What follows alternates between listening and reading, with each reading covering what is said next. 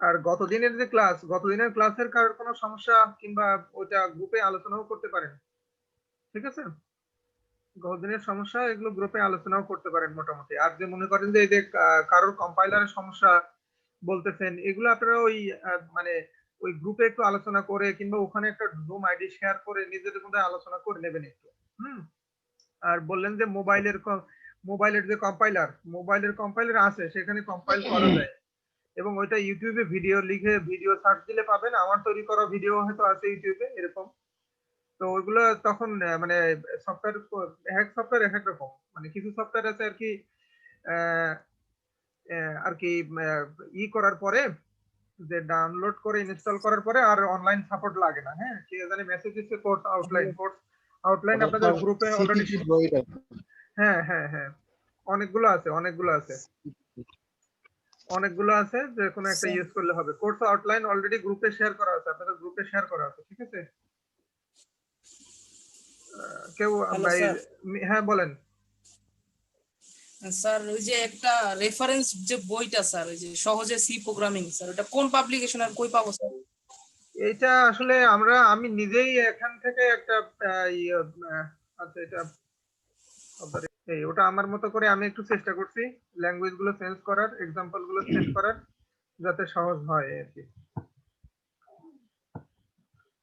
আচ্ছা, তো গতদিন আমরা ভ্যারিয়েবল আর কনস্ট্যান্ট দেখছিলাম না? ভ্যারিয়েবল কনস্ট্যান্ট দেখছি, ডেটা টাইপস একটু দেখছি। আমি কম্পাইলারটা একটু ওপেন করে নিই আর গতদিনের দুই একটা প্রোগ্রাম একটু ওপেন করি, দেখি। তো আমরা যারা মোটামুটি ক্লাসে ছিলাম, আমার তো মনে হয় না যে আমাদের এই গত 2 দিনে মানে কঠিন কিছু আমরা পার করছি, তাই না? এমন কঠিন কিছু তো পার করিনি আমরা, নাকি? কি মনে হলো? না, আশা করি সামনে কঠিন কিছু আসবেও না। ঠিক আছে? ব্যাপারগুলো সহজ উপস্থাপন করতে পারলেই সহজ হয়ে যায় আশা করি। তো আমি গতদিনের একবারে প্রোগ্রাম অন করি। আচ্ছা, তো এখানে আমরা গতদিন যখন সাম করছিলাম, তো আমরা ইন্ট নামে দুইটা ভ্যারিয়েবল ডিক্লেয়ার করছিলাম না, যে দুইটা সংখ্যার পূর্ণ সংখ্যার যদি যোগ করতে চাই তাহলে আমরা ইন্ট এ আর ইন্ট বি এরকম করছিলাম দুইটা, তাই না? এরকম দুইটা। এখন একটু খেয়াল করে দেখেন যে ইন্ট এ বি, এই যে এ বি না লিখে আমি যদি লিখতাম নাম্বার 1 কিংবা নাম্বার 2, তাও কিন্তু হতো। ঠিক আছে? তবুও হতো। তার কারণ এই নামগুলা, এই ভ্যারিয়েবলের নামগুলো, যেরকম আমরা যখন ক্লাসে অঙ্ক করতাম, তো পরীক্ষার খাতা দেখতে গেলে স্যাররা দেখেন যে কেউ ধরছে x = 2, কেউ ধরছে p = 2, কেউ ধরছে f = 2। এরকম ধরে যদি অঙ্ক করতে হয়, তো সবাই একই ভ্যারিয়েবল ইউজ করবে নাকি? না করতেও পারে, তাই না? এটা ফ্রিডম আছে। তো সিতে আমরা যে অ্যালফাবেট গুলো, যে নেম গুলো ইউজ করি, এইগুলোকে সাধারণভাবে দুইটা ভাগে ভাগ করা যায়। কয়টা ভাগে? দুইটা ভাগে। তো একটা হলো কিওয়ার্ডস,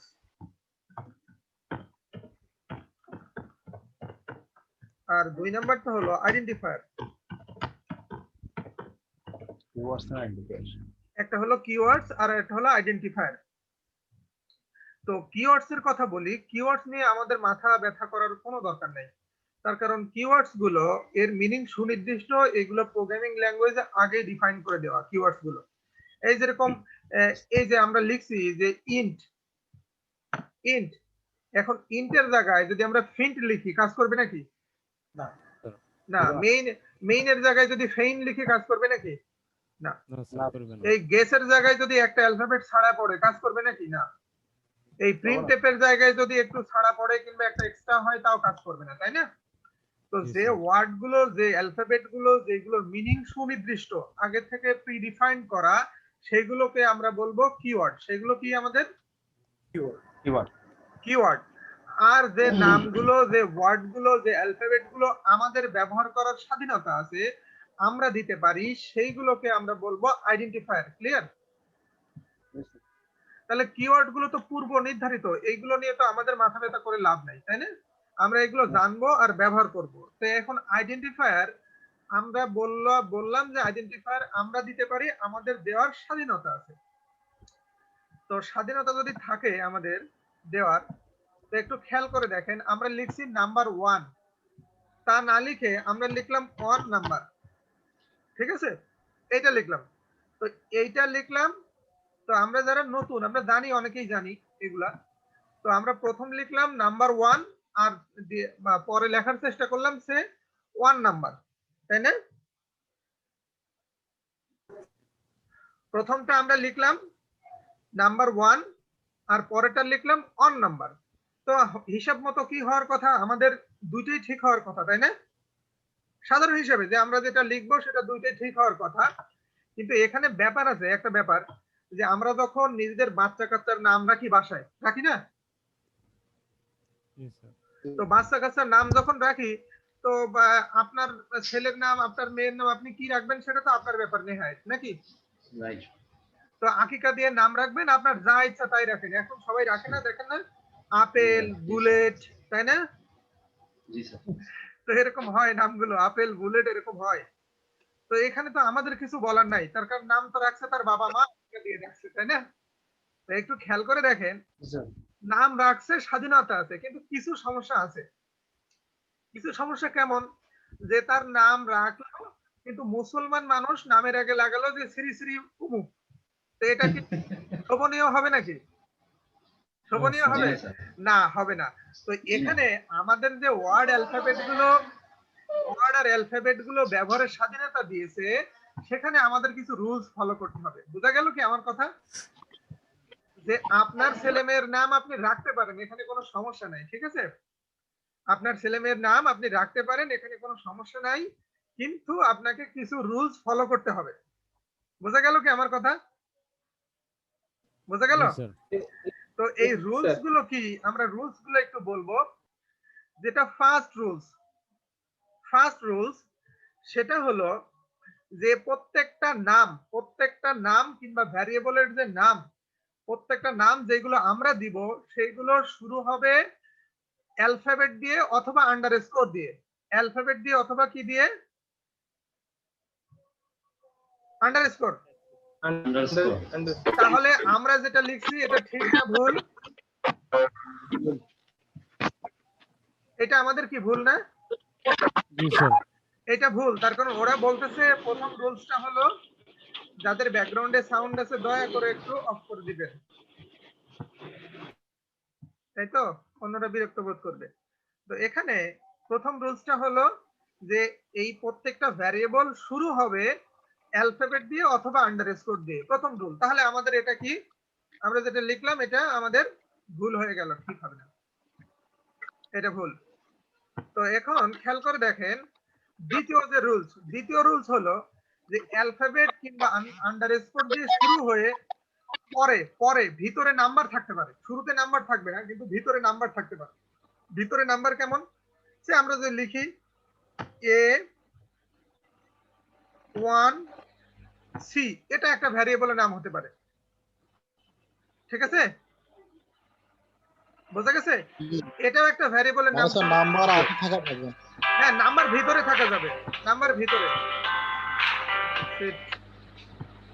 আমি বারবার করে বলছি আপনারা সাউন্ডটা মানে আর কি নিজেকে মিউট করে রাখবেন, ঠিক আছে? আর আমরা ফোন টোন, আমাদের ফোন টোন আসে, অনেক সময় আসে, ঠিক আছে?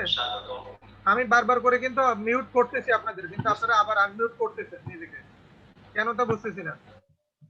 আমি এই যে মিউট করে দিলাম সবাইকে, ইচ্ছা করলে আনমিউট হতে পারবেন। তো যদি কথা বলার দরকার হলে কথা বলে আবার নিজেকে মিউট করে ফেলবেন।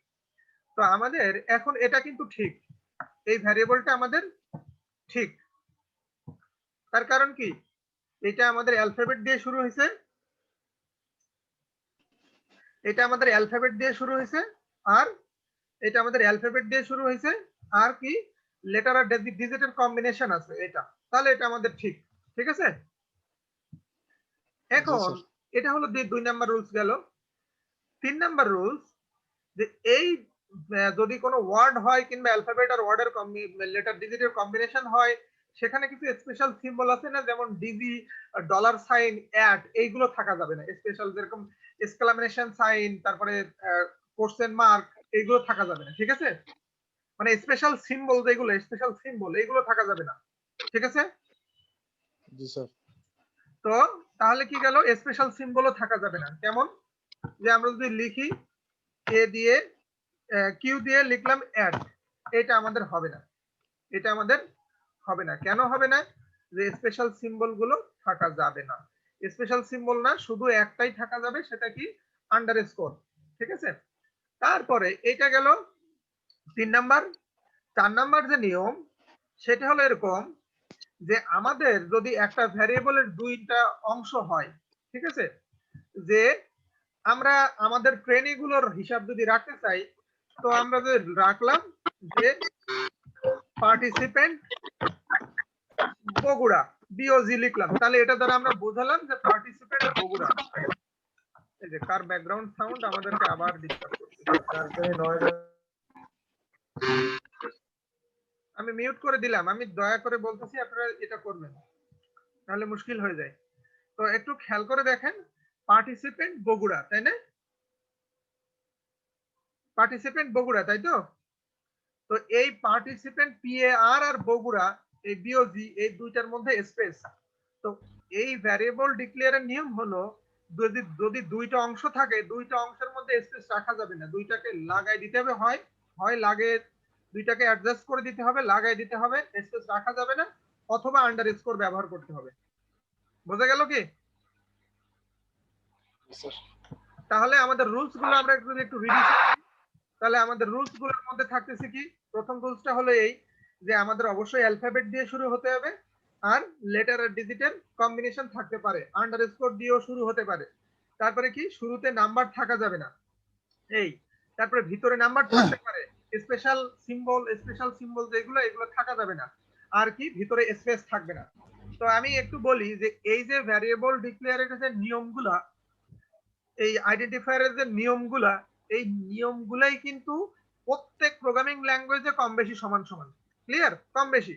কিন্তু কিছু কিছু প্রোগ্রামিং ল্যাঙ্গুয়েজ আছে যেগুলো স্পেশাল ক্যারেক্টার সাপোর্ট করে, যেমন পিএসপি তে ভ্যারিয়েবল লিখতে গেলেই তার সামনে আগে ডলার সাইন দিতে হয়। বোঝা গেছে? তো সি তে এই নিয়মগুলো, আর ম্যাক্সিমাম প্রোগ্রামিং ল্যাঙ্গুয়েজে এই এই মানে রুলস গুলো কম বেশি কাজ করবে, এই। তো আমি কি বললাম, একটা হলো আমাদের কিওয়ার্ড আর আইডেন্টিফায়ার। এখন বলতেছি আমাদের যেটা আইডেন্টিফায়ার সেটাই কিন্তু আমাদের ভ্যারিয়েবল, ঠিক আছে? আইডেন্টিফায়ারটাই ভ্যারিয়েবল, ঠিক আছে? বোঝা গেছে কি? তার কারণ কি, ভ্যারিয়েবলের নামটা তো আমরা লিখি, ভ্যারিয়েবলের নামটা আমরা লিখি। এই যেরকম আমাদের ইন্ট নাম্বার 1 নাম্বার 2, এই দুইটা হলো আমাদের আইডেন্টিফায়ার, আবার এই দুইটা কি ভ্যারিয়েবল, ঠিক আছে? বোঝা গেছে কি?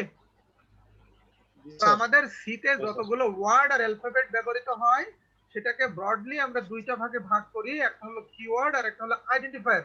একটা হলো কিওয়ার্ড আর একটা আইডেন্টিফায়ার। তো এই কিওয়ার্ড আর আইডেন্টিফায়ার, এই ডিক্লেয়ারের কিছু নিয়ম আছে, কিওয়ার্ড গুলো নিয়ে আমাদের মাথা ঘামানোর দরকার নাই। কিওয়ার্ড গুলোর লিস্ট নেটে সার্চ দিলেও পাবেন, হয়তোবা আপনাদের ওই ম্যানুয়ালের মধ্যেও আছে। তার কারণ পরীক্ষার সময় আপনাদের পরীক্ষা হবে তো অবজেক্টিভ টাইপ, তাই না? অবজেক্টিভ টাইপ পরীক্ষা হবে।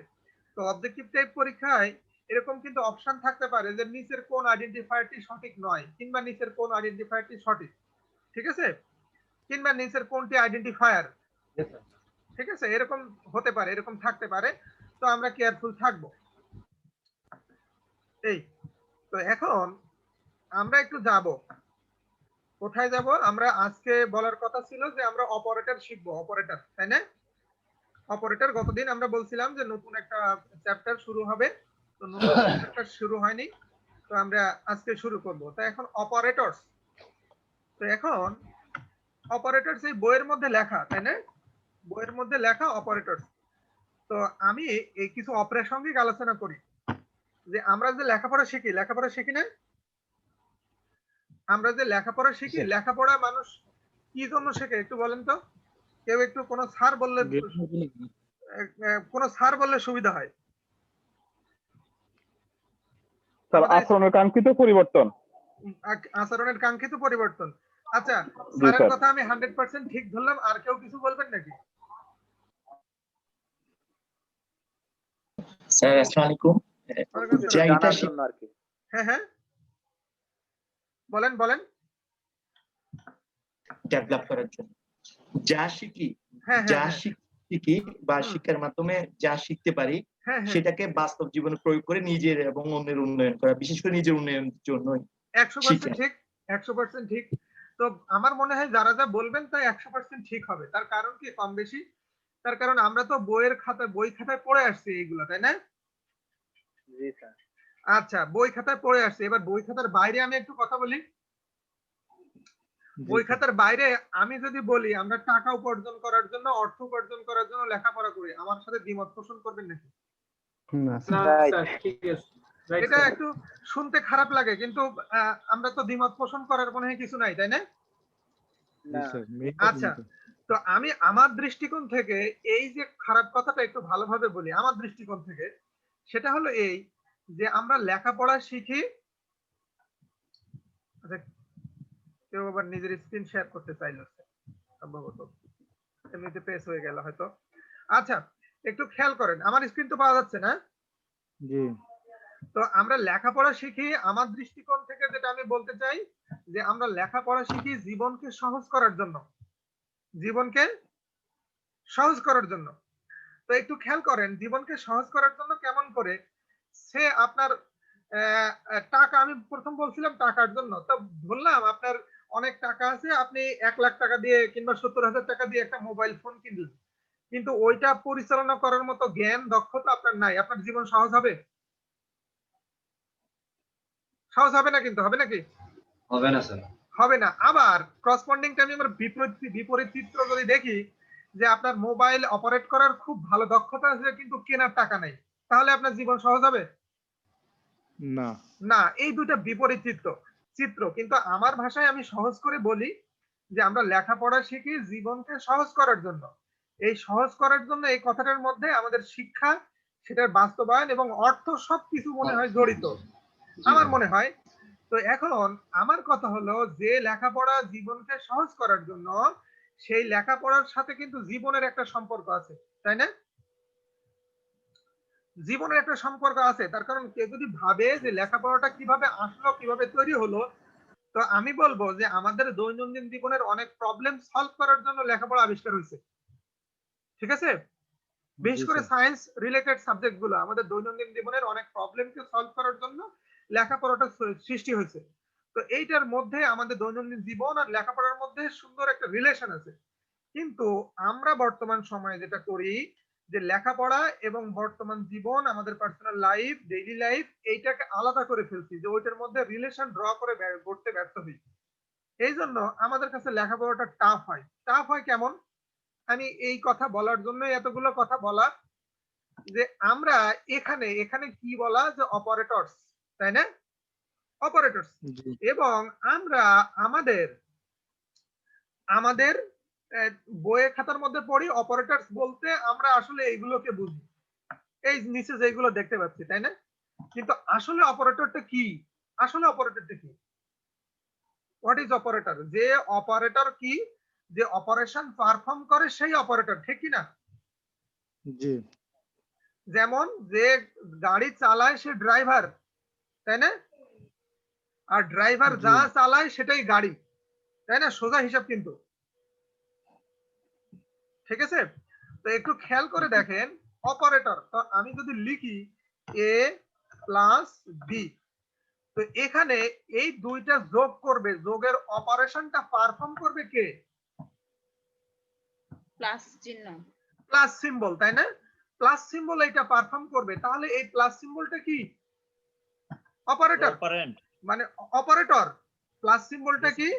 অপারেটর। অপারেটর স্যার, আর এ আর বি অপারেন্ট। এ আর বি হলো আমাদের অপারেন্ট, ঠিক আছে, যার উপরে অপারেশন পারফর্ম করে। তো পরীক্ষায় অনেক সময় এরকম যদি বলে যে অপারেটর কি, যে অপারেটর কি, যে অপারেশন পারফর্ম করে, তাহলে অপারেন্ট কি? যার উপরে অপারেশন পারফর্ম করে, তাই না? এরকম, এর আসলে কিছু নাই। তাহলে সোজা কথা হলো অপারেটরের সেন্সটা আমাদের ডেইলি লাইফ থেকে যে অপারেশনটা পারফর্ম করে সেই অপারেটর। তো আমরা এখানে দেখতেছি কিছু অপারেটর, বিভিন্ন ধরনের অপারেটর। তো এই অপারেটর গুলো আমরা কি, যেসব অপারেটর গুলোর সাথে আমরা পরিচিত, এইগুলোকে আমরা স্কিপ করে যাব, আর যেগুলোর সাথে আমরা পরিচিত না সেইগুলো নিয়ে আমরা কথা বলবো, ঠিক আছে? আচ্ছা, তো এর মধ্যে আমাদের ওই ফ্লোচার্ট অ্যালগরিদমও আবার রয়ে গেছে, তো আমরা এটা দেখবো না, অনেক একজন বললেন, তো আমরা দেখবো। আচ্ছা, তো এখন একটু খেয়াল করি যে প্রথমে বলতেছে অ্যারিথমেটিক অপারেটর। প্রথমে বলতেছে অ্যারিথমেটিক অপারেটর, এগুলো কি? প্লাস, মাইনাস, মাল্টিপ্লিকেশন, ডিভিশন, তাই না? আরো আছে ইনক্রিমেন্ট, ডিক্রিমেন্ট, এগুলো আছে, তাই তো? জি তো আমরা এগুলো দেখতে পাচ্ছি। তো আমরা কয়টার সাথে পরিচিত? যে আমরা প্লাসের সাথে পরিচিত, আমরা মাইনাসের সাথে পরিচিত, আমরা মাল্টিপ্লিকেশনের সাথে পরিচিত, আমরা ডিভিশনের সাথে পরিচিত। এখানে আর একটা অপারেটর দেখছি লাইক দিস, এই অপারেটরটা। তো আমাদের জেনারেল ম্যাথমেটিক্সে লাস্ট যে অপারেটরটা আমি লিখছি, লাস্ট অন, এই যে লাস্ট অন। তো আমাদের জেনারেল ম্যাথমেটিক্সে এই অপারেটরটাকে আমরা কি বলি? পার্সেন্টেজ, তাই না? কিন্তু সি প্রোগ্রামে এটা পার্সেন্টেজ নয়, সি প্রোগ্রামে এটা পার্সেন্টেজ নয়, এইটা হলো মডুলাস অপারেটর। এটা কি? Modulus operator. এখন মডুলাস অপারেটর কাজ কি দেখেন, আমরা যদি লিখি সে একটা ভ্যারিয়েবল আমরা দিলাম r ইকুয়াল টু 5 ভাগ 2, এটা দিলাম। তো 5 ভাগ 2 যদি r ইকুয়াল টু দিই, তাহলে ভাগ যে অপারেটর, ভাগ, আমি রেজাল্ট কতটা জানতে যাচ্ছি না, আমি শুধু বলতে যাচ্ছি আমাদের এই ভাগ অপারেটর যেটা, এটা কি করে? ভাগটা করে, তাই না? পাঁচকে 2 দ্বারা ভাগ করে। হ্যাঁ, 5 কে 2 দ্বারা ভাগ করবে, যে রেজাল্ট হবে সেটা আর এর মধ্যে রেখে দিবে, তাই তো? জি স্যার। এই তো তারে ভাগ অপারেটর ভাগ করে। কিন্তু আমরা যদি r ইকুয়াল টু লিখি, r equal to 5 modulus of 2, তাহলে এই অপারেটর যেটা মডুলাস, ও যেটা করে, এই অপারেটরটার কাজ হলো ভাগশেষ বের করা। কি বের করা? ভাগশেষ বের করা। এই মডুলার অপারেটরটার কাজ হলো ভাগশেষ বের করা। তো আমি এতক্ষণ কথা বললাম যে লাইফে আমরা যেটা আছে সেটা আমরা পড়াশোনায় কাজে লাগাইনি, তাই না? আবার এখানে যারা কম্পিউটার সায়েন্সে আসে তারা ভাববে যে স্যার এগুলো বলে যেটা করতেছে সময়টাকে নষ্ট করতেছে, তাই না? হ্যাঁ, ওটাও না স্যার। তো এইগুলোতে আমি যাব, এখন স্যার যাব যে এই একটা কথাগুলো। কথা ছিল, বলবো? হ্যাঁ বলেন। স্যার ভাগশেষ ইংরেজি তো সম্ভবত রিমাইন্ডার, তাহলে স্যার এটাকে মডুলাস কেন বলা হয়? অপারেটরটার নাম মডুলাস, ওরা নাম দিছে, যারা সি আবিষ্কার করছে, আমাদের কিচ্ছু করার নাই, ঠিক আছে? জি স্যার। ঠিক আছে, ওরা যাতে মডুলাস না বললে বলতেছে ফডুলাস, আমাদের ফডুলাস বলা লাগতো, ঠিক আছে? আচ্ছা, জি স্যার, বুঝতে পারছি। একটু খেয়াল করে দেখেন, আমাদের সাধারণত মডুলাস বা মোড বলতে আমরা যে যে অ্যাবসলিউট মানটাকে বুঝি আমাদের সাধারণ ম্যাথমেটিক্সে, তাই না? জি জি স্যার। এই তো এখানেও সেটা না, এই মডুলাস অপারেটর কি করে? ভাগশেষ বের করে। আর আমি এই ডেইলি লাইফ সম্পর্কে অনেক কথা বললাম, সেইগুলোর এখন আমি কথায় যাব যে এত কথা আমার বলার মানেটা কি। তার কারণ আমাদের শিক্ষা যে ব্যবস্থা তা সব এভাবেই চলতেছে, কেন চলতেছে নিজেও জানি না, এখন বারবার চাই যে মুক্তি দাও। তো এখন স্যার আমি একটু জানতে চাচ্ছিলাম, আমরা যখন এখানে রিমাইন্ডার হিসেবে এটা ইউজ করবো তখন মডিউলাস বা মোড বলবো, আর যখন যেমন হ্যাঁ, আমরা এখনো শেষ করিনি, টপিক শেষ করি, ক্লিয়ার হয়ে যাবে। তো দেখেন, আমরা সাধারণ ভাগ করতে চাইলে তো আমরা ভাগ চিহ্ন ব্যবহার করব, এখানে কোনো সমস্যা নেই, তাই না? এখানে ভাগ চিহ্ন ব্যবহার করব, কখনো তো কোথাও তো সমস্যা নাই, বাম পাশে যেটা লিখছি, এই যে এটা, তাই না? আমরা যদি ভাগশেষ বের করতে চাই, ভাগশেষ, এখন আমাদের ভাগশেষ, আপনি বলবেন যে ভাগশেষ কোন কাজে লাগবে, তাই না? তো ভাগশেষ কোন কাজে লাগবে? একটা সংখ্যা জোড় না বিজোড় সেটা আমরা কি করে বুঝি? ভাগশেষ লাগবে স্যার ভাগশেষের উপর নির্ভর 2 করে। দ্বারা ভাগ করে, 2 দ্বারা ভাগ করে। ভাগশেষ যদি 0 হয় তাহলে বুঝবো যে আমার সংখ্যাটা জোড়, আর যদি 0 ছাড়া অন্য কিছু হয়, আমরা অন হয়, তাহলে আমরা বুঝবো সেটা বিজোড়, তাই না? তো এখন এই ক্ষেত্রে তো এই বাম পাশের ভাগের আউটপুট কি দেবে না দেবে আমি সেটা ইগনোর করতেছি, তার কারণ আমরা দেখছিলাম ভাগ করলে এই যে 5 কে 2 দ্বারা যদি ভাগ করি তাহলে দুইটা পূর্ণ সংখ্যা, আমাদের রেজাল্ট কি দেবে? 2। রেজাল্ট কি দেবে? 2, তাই না? এটা কতদিন দেখছি আমরা। দয়া করে আমরা যখন লাইনে থাকবো এই আনমিউট হয়ে কথাটা বলবেন না, বারবার বলতেছি আমরা কেয়ারফুল থাকলে সুন্দর হবে পরিবেশটা। আচ্ছা, তো এখন পরিবেশ সুন্দর কিন্তু জরুরি, ঠিক আছে? আচ্ছা, এখন একটু খেয়াল করে দেখেন আমাদের ডান পাশে যেটা আমরা লিখছি যে 5 মডুলাস অফ 2, এইটার রেজাল্ট হবে কত? যে 5 কে 2 দ্বারা ভাগ করে যেটা ভাগশেষ পাওয়া যায় সেটা। তো ভাগশেষ কত পাওয়া যায় 5 কে 2 দ্বারা ভাগ করলে? 1 1 1 1 1, ঠিক আছে? 1 বোঝা গেছে কি? জি ইয়েস স্যার এখন আমি পার্সোনাল লাইফ আর আমাদের এই ম্যাথমেটিক্স এর কথা অনেক কথা বললাম, সেখানে অনেক সময় নষ্ট করলাম। এইবার আমি কিছু কোশ্চেন করতে যাচ্ছি। আচ্ছা, আমাদের এই কম্পিউটার সায়েন্সের কেউ আছে নাকি? আমাদের একটু আওয়াজ দিলে ভালো হয়। জি স্যার আছি আচ্ছা, আপনি কোন ইউনিভার্সিটির? জি স্যার কোন ইউনিভার্সিটি থেকে? Sir Pundra University of Science and Technology আচ্ছা, আমরা তো তাহলে ভাগশেষ শিখলাম, তাই না? জি স্যার ভাগশেষ শিখলাম। এখন আপনি বলেন একটু আমাকে যে আমাদের সবাইকেই আমরা তো যোগ বিয়োগ গুণ ভাগ করি, তাই না? জি স্যার তো এগুলো শিখছি কোথায়? বইয়ের পাতায়, তাই না? জি স্যার বইয়ের পাতায়, খাতায়, এবং এগুলো কাজে লাগে কোথায়? বাজার করতে গেলে তো যোগ বিয়োগ গুণ ভাগ করাই লাগবে, তাই না? জি স্যার তো বুঝলাম এটা একটা প্র্যাকটিক্যাল এক্সাম্পল যে আমাদের এই যোগ বিয়োগ গুণ ভাগ লাগতেছে, তাই তো? এখন জি আপনি আমাকে বলেন তো এমন কোন কারণ জানা না পারলে কিন্তু সমস্যা নেই, আমরা সবাই হেল্প করব, তার কারণ এখানে পারা না পারার কিছু বিষয় না, আমরা নলেজ শেয়ার করতেছি, ঠিক আছে? জি স্যার বোঝা গেছে কি? আপনার কাছেও আমার অনেক কিছু শেখার থাকতে পারে। তো এখন এই ভাগশেষ আমাদের লাইফে কাজে লাগে এরকম কোন ক্ষেত্র আছে নাকি? যোগ স্যার বিয়োগ আমরা গুণ ভাগ, বাজার করতে গেলে কয় টাকা আমার মানে খরচ হলো আর কয় টাকা অবশিষ্ট থাকলো মনে এটা করেন তো আমি যোগ নিজে বিয়োগ, যদি এটা তো বাজারে যোগ, যাই স্যার বাড়িতে আমাকে যা টাকা দেয় আমার মায়ের কাছে গিয়ে তো আমার হিসাবটা বুঝাই দিতে হয় তো সেটা তো যোগ সেক্ষেত্রে বিয়োগে আমার হয়ে যায়, ভাগশেষ লাগে নাকি? তা তো স্যার ঠিক লিপ ইয়ার লাগে স্যার, হ্যাঁ, লিপ ইয়ার বের করতে লাগে স্যার ভাগশেষ। লিপিয়ার আমরা তো এত বেশি, আমাদের জ্ঞান বুদ্ধি তো কম, মনে করেন ক্লাস 2 এর স্টুডেন্ট, কি করে বুঝাবেন? আমি ক্লাস 2 এর স্টুডেন্ট। যারা যারা এসে আছেন, যারা কম্পিউটার সায়েন্সে আসেন, তারা আমাকে বোঝানোর ট্রাই করেন যে আমি ক্লাস 2 এর একটা স্টুডেন্ট, আপনি আমাকে ভাগশেষ বোঝাচ্ছেন। ক্লাস 2, স্যার খাবার ভাগ করতে গেলে হয়তোবা লাগতে পারে স্যার। Thank you.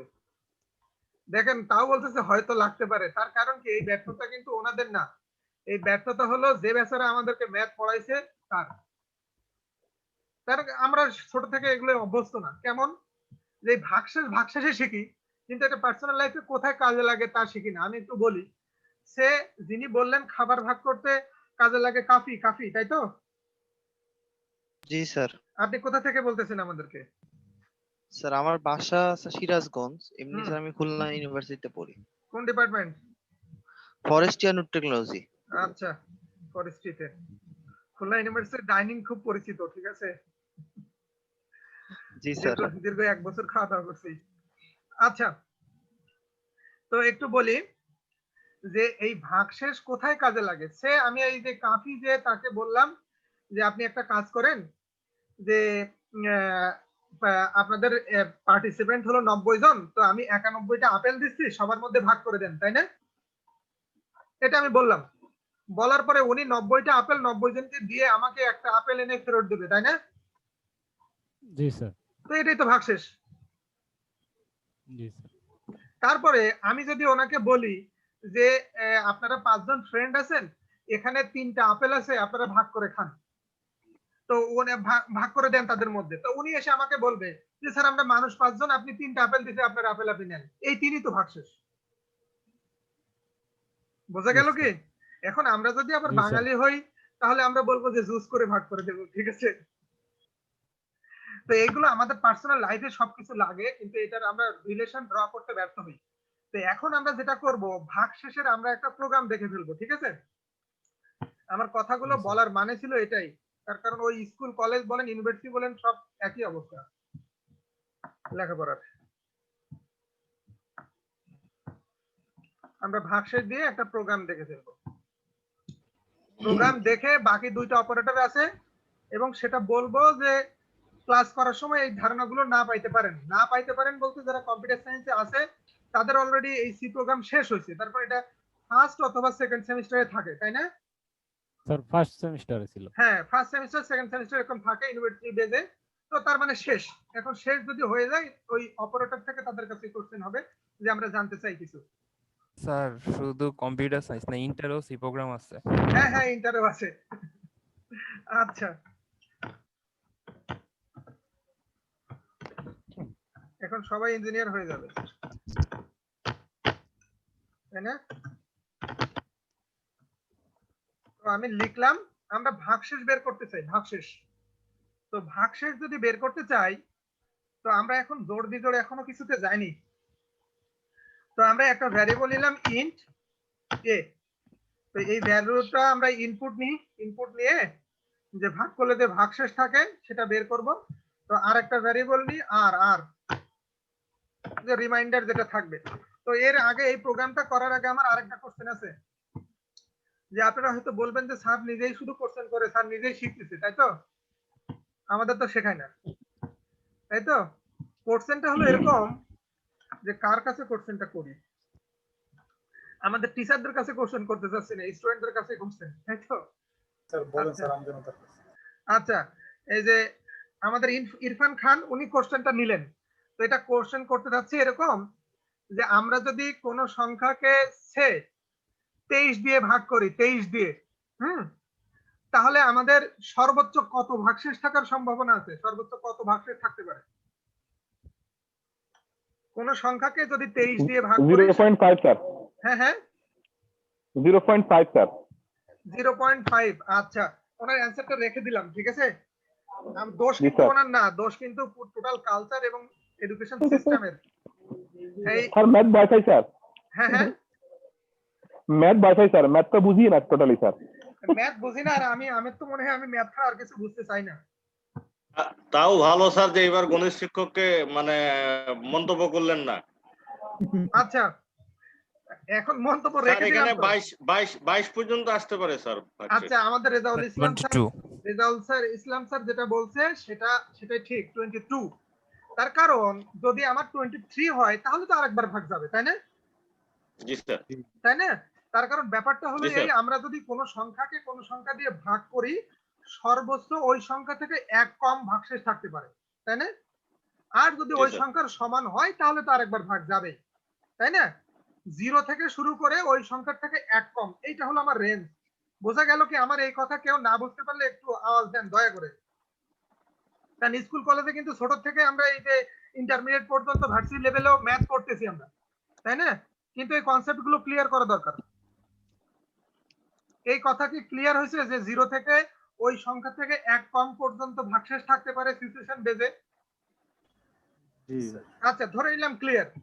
তো এখন আমরা এটাকে ইনপুট নেব। আমরা মন বলেন একটু। আমরা মন্তব্য না, আমরা যে সিস্টেমের মধ্যে আছি, সিস্টেমটা আমার কাছে কেমন এলোমেলো লাগে।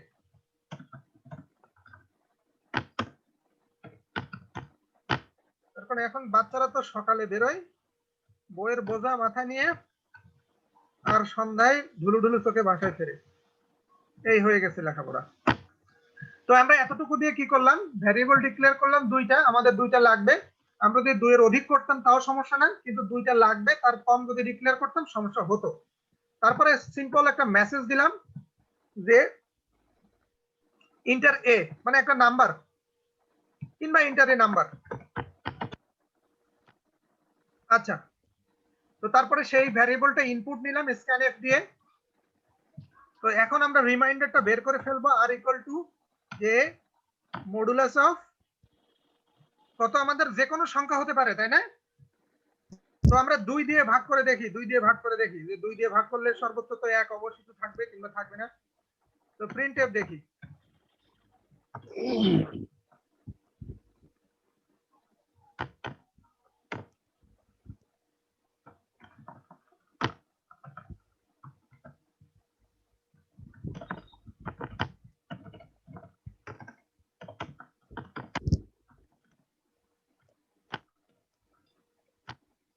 আচ্ছা, ক্লিয়ার তো আমাদের নাকি?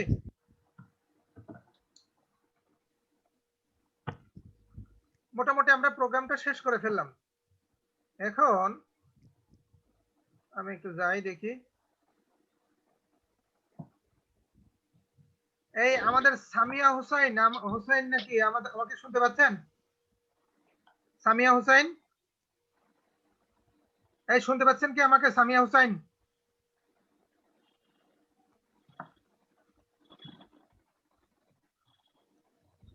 আচ্ছা। সজীব মাহমুদ আমাকে শুনতে পাচ্ছেন?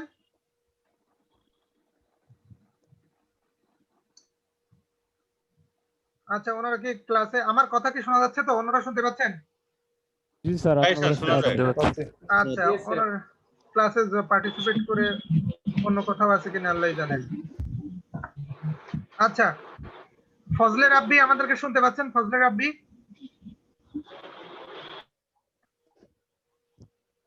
ফজলে রাব্বি, আচ্ছা। একটু খেয়াল করেন, আমরা যদি এই প্রোগ্রামটা রান করি তাহলে কি অবস্থা দাঁড়াবে। প্রোগ্রামটা রান করলাম, বলতেছে ইন্টারে নাম্বার। এই নাম্বার, এই মেসেজটা কেন দিচ্ছে? স্যার আমার কথা শুনতে পাচ্ছেন? ফজলে রাব্বি বলছি। হ্যাঁ, এই ফজলে রাব্বি যদি বলতেছেন আপনি আমাদেরকে কন্টাক্ট করতে পারছেন। আমি বলি যে আমরা এই লাস্ট প্রিন্টএর মধ্যে লিখলাম যে রিমাইন্ডার ইজ, এতটুক না লিখলে কি হতো? এতটুক না লিখলে কি হতো? আমি মার্ক করে রাখছি।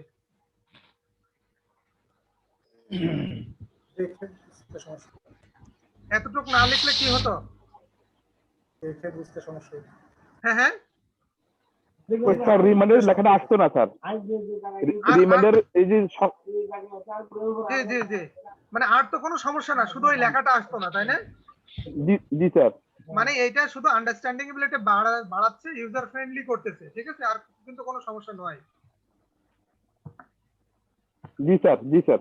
বললাম এই কারণে, আমি জানি তো যে ওই যে 100 জন স্টুডেন্টের ক্লাস নিচ্ছে, যখন আরবি ইউনিভার্সিটিতে প্রোগ্রাম করতে দিলে ক্লাসে সব বুঝতেছে, পরে করার সময় যে চুপচাপ। তো এখন আমি যদি 31 দিই, 31, এই 31 কার ভ্যালু হবে তাহলে? এর। তাহলে 31 কে যদি আমরা 2 দিয়ে ভাগ করি তাহলে কি অনবশিষ্ট থাকে না রিমাইন্ডার? থাকবে স্যার। আচ্ছা, এটা তাহলে আমরা রিমাইন্ডার পেলাম। তো রিমাইন্ডার যখন পেলাম তখন আমরা কিন্তু একটা সংখ্যা ইনপুট দিলে জোড় কি বিজোড় সেটা বের করতে পারি, যদিও আমরা এখনো করিনি। আমরা সেই আরো একটু কিছু শেখা লাগবে, সেটা এখনো শিখিনি আমরা, তাই না? তাহলে আমরা এটা দেখলাম যে আমরা এখানে যদি 2 না দিয়ে সে আমি দিলাম যে 7, তো 7 আমি যদি আবারও 31 দিই আর 7 দিয়ে ভাগ করলে তাহলে কত হবে? 4 7 28, আর অবশিষ্ট থাকে কত? 3, ঠিক আছে? এই তাহলে আমরা দেখলাম এটা। এখন আমরা যাব ইনক্রিমেন্ট আর ডিক্রিমেন্ট, আরো দুইটা অপারেটর আছে। এই প্লাস প্লাস, যেটা প্লাস প্লাস, এটাকে আমরা বলতেছি ইনক্রিমেন্ট, আর মাইনাস মাইনাস যেটা, এটাকে আমরা বলতেছি ডিক্রিমেন্ট। বোঝা গেছে? প্লাস প্লাস যেটা সেটা কি আমাদের ইনক্রিমেন্ট, আর মাইনাস মাইনাস যেটা সেটা কি আমাদের ডিক্রিমেন্ট। তো এখন আমি বলতে চাচ্ছি যে আমাদের ইনক্রিমেন্ট মানে কি? সাধারণত আমরা ইনক্রিমেন্ট বলতে কি বুঝি? স্যার বৃদ্ধি পাওয়া, বাড়া, বৃদ্ধি পাওয়া। আর ডিক্রিমেন্ট জি স্যার। মানে আমাদের কমা, তাই তো? কমে যাওয়া। ডিক্রিমেন্ট জি মানে স্যার। আমাদের কমে যাওয়া বা কমা। এই তো এখন একটু খেয়াল করে দেখেন যে এই সিতে এই প্লাস প্লাস, ধরেন আমি একটা ভ্যারিয়েবল নিলাম আই, যেটার ভ্যালু হলো 5, যেটার ভ্যালু কত? 5। তো আমি যদি লিখি i equal to i plus 1, তাহলে এখন i এর ভ্যালু কত? 6 i এর ভ্যালু 6। হয় স্যার। এখন হলো i এর ভ্যালু 6, আমি ইনক্রিমেন্ট করলাম কত? 1 তাহলে এখন হলো 6, মানে আমি ইনক্রিমেন্ট করলাম 1। তো এই সিতে এই i equal to i plus 1 না লিখে আমরা এভাবে লিখতে পারি i প্লাস প্লাস, এইটার মানে হলো i এর ভ্যালু 1 বাড়া, ঠিক আছে? তাহলে ওই i প্লাস প্লাস মানেও i এর ভ্যালু কত 6 এক বাড়া i এর ভ্যালু এক বাড়া। আর আমরা যদি আবার একটু एग्जांपले যাই সে এভাবে লিখি p ইকুয়াল টু ধরেন 7 p ইকুয়াল টু লিখলাম আমরা 8 তাহলে p equal to p minus 1 আমি কি করলাম এক কমালাম জি স্যার তাহলে এই ক্ষেত্রে ডিক্রিমেন্ট করলাম কত 1 তাহলে ডিক্রিমেন্ট করলে এই ক্ষেত্রে আমার p এর ভ্যালু কত 7 7 p এর ভ্যালু কত 7 তো এখন আমরা যদি এই যে p মাইনাস মাইনাস লিখি সেটাও একই এক কমানো এটার ভ্যালু আমাদের 7 ঠিক আছে তাহলে প্লাস প্লাস মানে এক বাড়ানো আর মাইনাস মাইনাস মানে কি এক কমানো ঠিক আছে প্লাস প্লাস মানে এক বাড়ানো আর মাইনাস মাইনাস মানে কি এক কমানো ঠিক আছে তো এবার এইটা আবার দুই প্রকার হতে পারে এটা আবার দুই প্রকার হতে পারে তো বলি কেমন যদি এরকম থাকে সে i প্লাস প্লাস তো প্লাস প্লাস চিহ্নটা কি i এর পরে না তাহলে এটাকে বলা হয় পোস্ট ফিক্স নোটেশনে লিখলাম আমরা আর প্লাস প্লাস i এরকম যদি থাকে প্লাস প্লাসটা কোথায় i এর আগে ফিক্স এটা কি আমাদের প্রিফিক্স মাইনাস মাইনাসের ক্ষেত্রেও একই সেরকম যদি থাকে p মাইনাস মাইনাস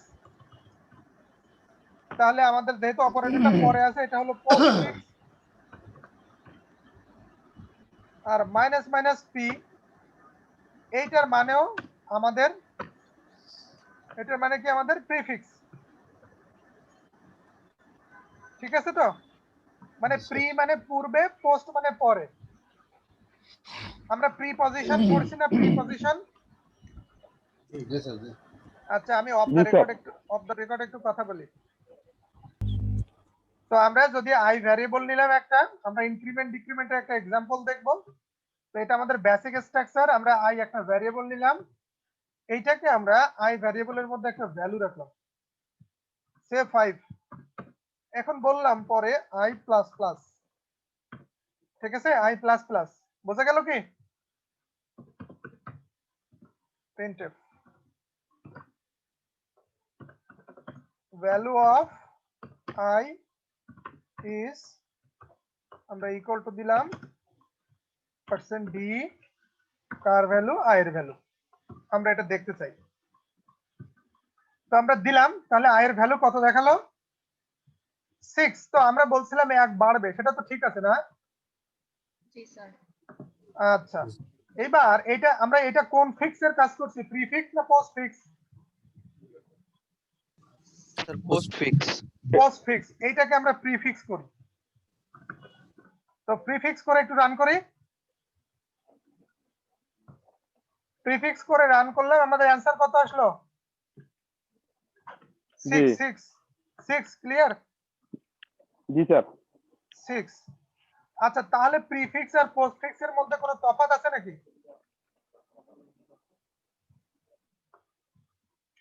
আছে কি স্যার আমি দেখতেছি না স্যার স্যার আছে এখানে হয়তো হচ্ছে না স্টেটমেন্ট থাকলে হয়তো কি স্টেটমেন্ট যেমন লুপ স্টেটমেন্ট গুলো থাকলে হ্যাঁ যদি আচ্ছা আমার আপনার পরিচয়টা একটু বলেন আমি আব্দুল মান্নান মানে না পড়াশোনা কোথায় আমার পড়াশোনা হচ্ছে ম্যানেজমেন্টে বাট আমি 35তম বিসিএস একটা কলেজে আসছি আচ্ছা তাহলে ওনার কথাকে আমরা একটু কম গুরুত্ব দিলাম আপনি মাইন্ড করবেন না ঠিক আছে জি জি আচ্ছা কম্পিউটার সায়েন্সে পড়াশোনা শেষ করতে এবং এই সি প্রোগ্রামিং শেষ হয়েছে এরকম কেউ আছে নাকি আছেন নাকি এই আমাদের কম্পিউটার সায়েন্টিস্টরা সব চলে গেছে নাকি আমাদের স্যার i++ এর ক্ষেত্রে স্যার মানে প্রথমে অ্যাসাইনমেন্ট হবে দেন ইনক্রিমেন্ট হবে প্রথমে কি হবে অ্যাসাইনমেন্ট হবে দেন ইনক্রিমেন্ট হবে তো কোথায় আমাদের তো কিছু দুইটা তো সেম দেখালো তো এইখানে তো মানে অন্য কোনো ভেরিয়েবল আমরা স্টোর করি নাই আচ্ছা আমাদের সাদি আফরিন আপনি কিছু বলতে চাচ্ছেন নাকি হ্যাঁ স্যার আমি শেষ করেছি এই বছর ও আচ্ছা, কম্পিউটার সায়েন্স থেকে কোথা থেকে, কোন ইউনিভার্সিটি থেকে? উত্তরা ইউনিভার্সিটি। হ্যাঁ হ্যাঁ, উত্তরা ইউনিভার্সিটি। আচ্ছা। ম্যাথের ক্লাস নিত কে? মিলন ভাই মোটা করে। স্যার আমি আমি জানি না। স্টেটমেন্টে প্লাস হ্যাঁ। প্লাস আই হলে প্রিফিক্স হলে যখন স্টেটমেন্টে যাই সেই ইনক্রিমেন্ট হয়ে যায়। But আচ্ছা, তো আমরা যে সাদিয়া আফরিন ওনাকে একটু বলার সুযোগ দিই। আচ্ছা আচ্ছা বলেন তো দেখি।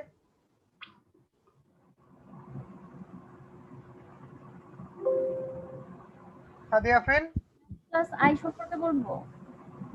আমরা এই প্রিফিক্স আর পোস্টফিক্স দেখলাম যে কোনো চেঞ্জ নাই। তো আমরা একজন সাধারণ মানুষ, যার বাকি যারা আছি আমরা তারা বলতেছি দুটোর মধ্যে কোনো তফাৎ নাই। না স্যার তফাৎ আছে। প্লাস প্লাস আই মানে হচ্ছে পর, এটা মানে যেমন যদি 9 থাকে 9 এর পরে হচ্ছে এটা যোগ হবে বা 9 এর পূর্বে যোগ হবে। আবার যদি হচ্ছে আই প্লাস প্লাস দেই তাহলে 9 এর পরে হবে। যেমন আমি যদি এখানে ইনপুট আই এর ভ্যালু যদি 9 দেই তাহলে রেজাল্ট দেখাবে হচ্ছে 8। আর আমি যদি এখানে আই প্লাস প্লাস দেই তাহলে রেজাল্ট দেখাবে হচ্ছে 10। আচ্ছা আমি 9 দেব এখানে 9। হ্যাঁ স্যার 9 দিতে পারেন। এখন কি হবে? এখন স্যার আসবে 8 আসবে। 8 আসবে? না 8 আসবে না স্যার। হ্যাঁ হ্যাঁ 10 আসবে। 10। আচ্ছা, আবার যদি আমি এই আই প্লাস প্লাস দিই, এখন কত আসবে? 10 আসবে। 10 আসবে। হ্যাঁ হ্যাঁ 10 কেন দুই ক্ষেত্রে 10 আসছে, তাহলে তো কোনো চেঞ্জ নাই। কম্পারিজনটা স্যার আমার মনে নাই, কিন্তু এটা স্যার তফাৎ আছে। স্যার এখানে আই এর ভ্যালুর মধ্যে চেঞ্জ আছে স্যার। স্যার আচ্ছা, একটু ভ্যালু রিটার্নের ক্ষেত্রে চেঞ্জটা হবে আর কি। এই যে আমাদের এই যে মোদাসসের উনি বলছেন ঠিক কথা মোটামুটি। আচ্ছা, আমরা যারা কম্পিউটার সায়েন্সের না তারা আমাকে শুনতে পাচ্ছেন? জি স্যার শুনতে পাচ্ছি। শুনতে পাচ্ছি স্যার, শুনতে তো পাচ্ছি স্যার। যারা কম্পিউটার সায়েন্সের না তারা কখনো কম্পিউটার সায়েন্সে পড়েননি, এবং আজকে আমরা এই 5 মিনিট ক্লাস করব, আপনি সারা জীবনে ভুলবেন না। এবং এইটার পার্থক্য কি আপনি সুন্দরভাবে স্টুডেন্টদেরকে বোঝাতে পারবেন। ঠিক আছে? ওরা কিন্তু অলরেডি সি শেষ করছে। তো একটু খেয়াল করে দেখেন, আমি করি। তো আমি এখানে আরেকটা ভ্যারিয়েবল নিলাম, সে পি। বোঝা গেছে? পি নিলাম। তো পি নেওয়ার পরে আমি এই পিতে অ্যাসাইন করলাম আই প্লাস প্লাস কে। এখানে আমরা প্রিন্ট করলাম পি। আমরা যারা কম্পিউটার সায়েন্সের না, এখন যারা কম্পিউটার সায়েন্সের তারা যদি মনে করে তাদের এখানে হেল্প হচ্ছে, তাহলে তো আলহামদুলিল্লাহ, তাই না? জি স্যার। এটা হলো আমাদের যারা কম্পিউটার সায়েন্সের না। তো এখন পিতে অ্যাসাইন করলাম, করার পরে আমরা যদি রান করি তো দেখেন ভ্যালু দেখাচ্ছে হলো কত, 9। কত দেখাচ্ছে? 9। আচ্ছা, যদি আমরা প্লাস প্লাস দিই তখন ভ্যালু দেখাচ্ছে কত? 10। ঠিক আছে, বোঝা গেল কি? এইবার কেন সেটা বলতেছি, কিন্তু আমি যদি এই আই প্লাস প্লাস এবং এখানে শুধু যে আই প্রিন্ট করতাম, তাহলে আমাদের যেটা হচ্ছিল যে আমাদের সামনে পিছনে মানে প্রি পোস্টের কোনো ডিফারেন্স থাকতেছে না, তাই না? আমরা যারা কম্পিউটার সায়েন্সের না, আমরা কি বুঝতে পারছি যে আমরা যখন ভ্যালুটা কারোর মধ্যে রাখতেছি তখন ডিফারেন্স দেখতেছি, আর যখন একা একা এইটা ব্যবহার হচ্ছে সামনে পিছনে একই রেজাল্ট আসছে, তাই না? যারা কম্পিউটার সায়েন্সের না রেসপন্স করেন। স্যার জি স্যার। আমি এখনো টপিক শেষ করিনি, কোনো প্রশ্ন হবে না। আমি টপিক শেষ করে বলবো যে প্রশ্ন আছে কিনা এই টপিকের উপর। ঠিক আছে? তো আমরা যখন শুধু আই কে ব্যবহার করতেছি, আমরা দেখতেছি সামনে দিয়ে আর পিছনে দিয়ে নট এ ম্যাটার, কোনো ব্যাপার না। ঠিক আছে? যখন আমরা ভ্যালুটা কাউকে দিয়ে দিচ্ছি, যেমন আমরা পি কে যখন দিচ্ছি আর পির ভ্যালুটা যখন প্রিন্ট করতেছি, তখন একটা ডিফারেন্স আসতেছে আমাদের। এই যে তখন একটা ডিফারেন্স আসতেছে আমাদের এই যে 9। আর যখন প্লাস প্লাস আই দিচ্ছি তখন আমাদের কি আসতেছে? 10, তাই না? ঠিক আছে তো নাকি?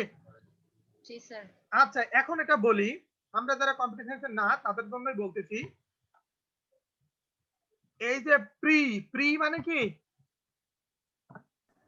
পূর্বে পূর্বে, প্রি মানে পূর্বে। তা দেখেন আই ভ্যালুটা দিয়ে দিচ্ছে কাকে? পি কে, ঠিক আছে? আই ভ্যালুটা কাকে দিয়ে দিচ্ছে? ঠিক আছে পি কে। এখন দিয়ে দেওয়ার আগে দুইটা যোগ চিহ্ন, মানে আগে এক বাড়াবে তারপরে দিয়ে দেবে। ক্লিয়ার? আয়ের পূর্বে যোগ চিহ্ন মানে ইনক্রিমেন্ট চিহ্ন, মানে ও কি করবে? আগে বাড়াবে তারপরে ভ্যালুটা দিবে। তাহলে তার ভ্যালুটা কত হবে? বেড়ে 10 হবে 10 হবে। আমরা যারা কম্পিউটার সায়েন্সের না, এখন যদি আমরা এইটা করি তখন কি হচ্ছে দেখেন, আগে ভ্যালুটা দিয়ে দিচ্ছে, আগে এই ভ্যালুটা ওকে দিয়ে দিছে। কত দিয়ে দিছে? 9। তারপরে বাড়াইছে কাকে? বাড়াইছে নিজেকে বাড়াইছে। মানে দুই ক্ষেত্রে কিন্তু আই কে যদি আমরা প্রিন্ট করি দুই ক্ষেত্রে কিন্তু 10 পাবো। এই ক্ষেত্রে এখনো যদি আই কে প্রিন্ট করি তাও কিন্তু 10 পাবো। তো প্রি মানে পূর্বে, আগেই বেড়ে নেয় তারপরে ভ্যালুটা অ্যাসাইন করে। পোস্ট মানে পরে, আগে ভ্যালুটা অ্যাসাইন করে তারপরে আমার ভ্যালুটা বাড়ায়। ঠিক আছে? কনসেপ্ট ক্লিয়ার কি? यस স্যার আচ্ছা যারা কম্পিউটার সায়েন্সের না তারা কি কখনো ভুলবেন নাকি? কথা দেন। না স্যার। যে স্যার ভুলতে পারি। আচ্ছা এবার আরেকটু প্যাচ লাগাই, ঠিক আছে? আরেকটু প্যাচ লাগাই কম্পিউটার সায়েন্সের যারা তাদের জন্য। একটু খেয়াল করেন তো, আমরা যখন ইন্ডিভিজুয়াল আই ব্যবহার করলাম তখন সামনে আর পিছনে দুটির মধ্যে তো কোনো পার্থক্য ছিল না, তাই না? আচ্ছা খুবই ভালো। তাহলে আমাকে বলেন those guys who are from computer science, I++, এখন তো আমি এইটা দিলাম, কত প্রিন্ট করবে কম্পিউটার সায়েন্স যারা আছেন সবাই মিলে? 10 কত প্রিন্ট করবে? 10 প্রিন্ট করবে স্যার। 9 প্রিন্ট করবে। এই কম্পিউটার সায়েন্স ঝগড়া করতেছে কেন? একজন বলে 10, একজন বলে 9, কারণটা কি? স্যার আমি কম্পিউটার সায়েন্সের না স্যার, তবে আমার আচ্ছা, মনে হইতেছে 9 প্রিন্ট তো হবে। তাহলে তো কম্পিউটার সায়েন্সের না হলে অ্যানসারই নেব না আমরা। ঠিক আছে? কম্পিউটার সায়েন্স 10ই হবে স্যার। হ্যাঁ, আর কোন কম্পিউটার সায়েন্স আছে নাকি? 10 প্রিন্ট করবে স্যার। 10 আচ্ছা আমি একটু রান করে দেখি কত প্রিন্ট করলো। 9 প্রিন্ট হইছে স্যার। why 9? স্যার কারণ আইটা আগে প্রিন্ট হবে, এরপরে আসলে দেখেন আমরা যখন ভ্যালু অ্যাসাইন করা কিংবা দিয়ে দেওয়ার প্রশ্ন থাকে, তাই না? এখানেও দিয়ে দেওয়ার প্রশ্ন আছে। কাকে দিয়ে দেওয়ার? এই পার্সেন্ট ডি কে দিয়ে দেওয়ার। বোঝা গেছে কি? তো আগে ওর ভ্যালুটা ও পার্সেন্ট ডি কে দিয়ে দেবে, তারপর নিজেকে বাড়াবে। ওর পরের লাইনে যদি আমরা আবার আই কে প্রিন্ট করতে চাই, পরের লাইনে যদি আবার আই কে প্রিন্ট করি দেখেন তখন 10 প্রিন্ট করবে। যে বাড়ায়নি, শুধু আয়ের ভ্যালুটা দেখবো। এই পরের লাইনে আবার প্রিন্ট করলাম /n, এখন এখানে I++ না, শুধু আই প্রিন্ট করব। তখন উপরেরটা প্রিন্ট করবে 9, নিচেরটা প্রিন্ট করবে 10। তার কারণ কি? উপরে এই 9টা আগেই ওর পার্সেন্ট ডি কে দিয়ে নিয়েছে, তারপর নিজেকে বাড়াইছে। যেটা বাড়াইছে সেটা নিচের লাইনে প্রিন্ট করছে। বোঝা গেল কি আমার কথা? জি স্যার। তার মানে যখনই দিয়ে দেওয়ার প্রশ্ন থাকবে, ভ্যালু দিয়ে দেওয়ার প্রশ্ন থাকবে, তখন প্রিফিক্স আর পোস্টফিক্সে ইফেক্টিভ হবে, আদারওয়াইজ নট। ঠিক আছে? তো আমরা যতই প্রোগ্রামিং ল্যাঙ্গুয়েজ কোর্স শেষ করি আর যা করি, আমার যেটা মতামত, বেসিকের দিকে খুব নজর দিতে হবে। ঠিক আছে? তো যারা কম্পিউটার সায়েন্সে, আমি তাদেরকে বলবো তাদের তো হিউজ সুযোগ, ডিপার্টমেন্টে ভালো ভালো টিচার শেখার জন্য খুবই সুযোগ, বড় ভাইরা আছে, তাই না? ভুলে গেছি অনেক আগে আমরা যারা, আমি তো শিখলে তো আমার ভুলতে কষ্ট হয়, শিখতে কষ্ট হয় না, এটা সত্য, তাই না? পজিটিভ জিনিস। অনেকে বলে যে পাস করা কষ্ট, আমি তো বলি ফেল করা কষ্ট। A+ পাওয়া কষ্ট, পাস করা তো কষ্ট না, তাই না? স্যার খাতা না কাইটা দিলে তো স্যার ক্যারি নেওয়া যায় না। খাতা কাইটা আসতে হয়, নাহলে পার করে দেয়। আচ্ছা একটু খেয়াল করেন তো, আমরা যদি আগে দিই ++টা আগে দিই, তখন আমার ঠিকই 10 হবে।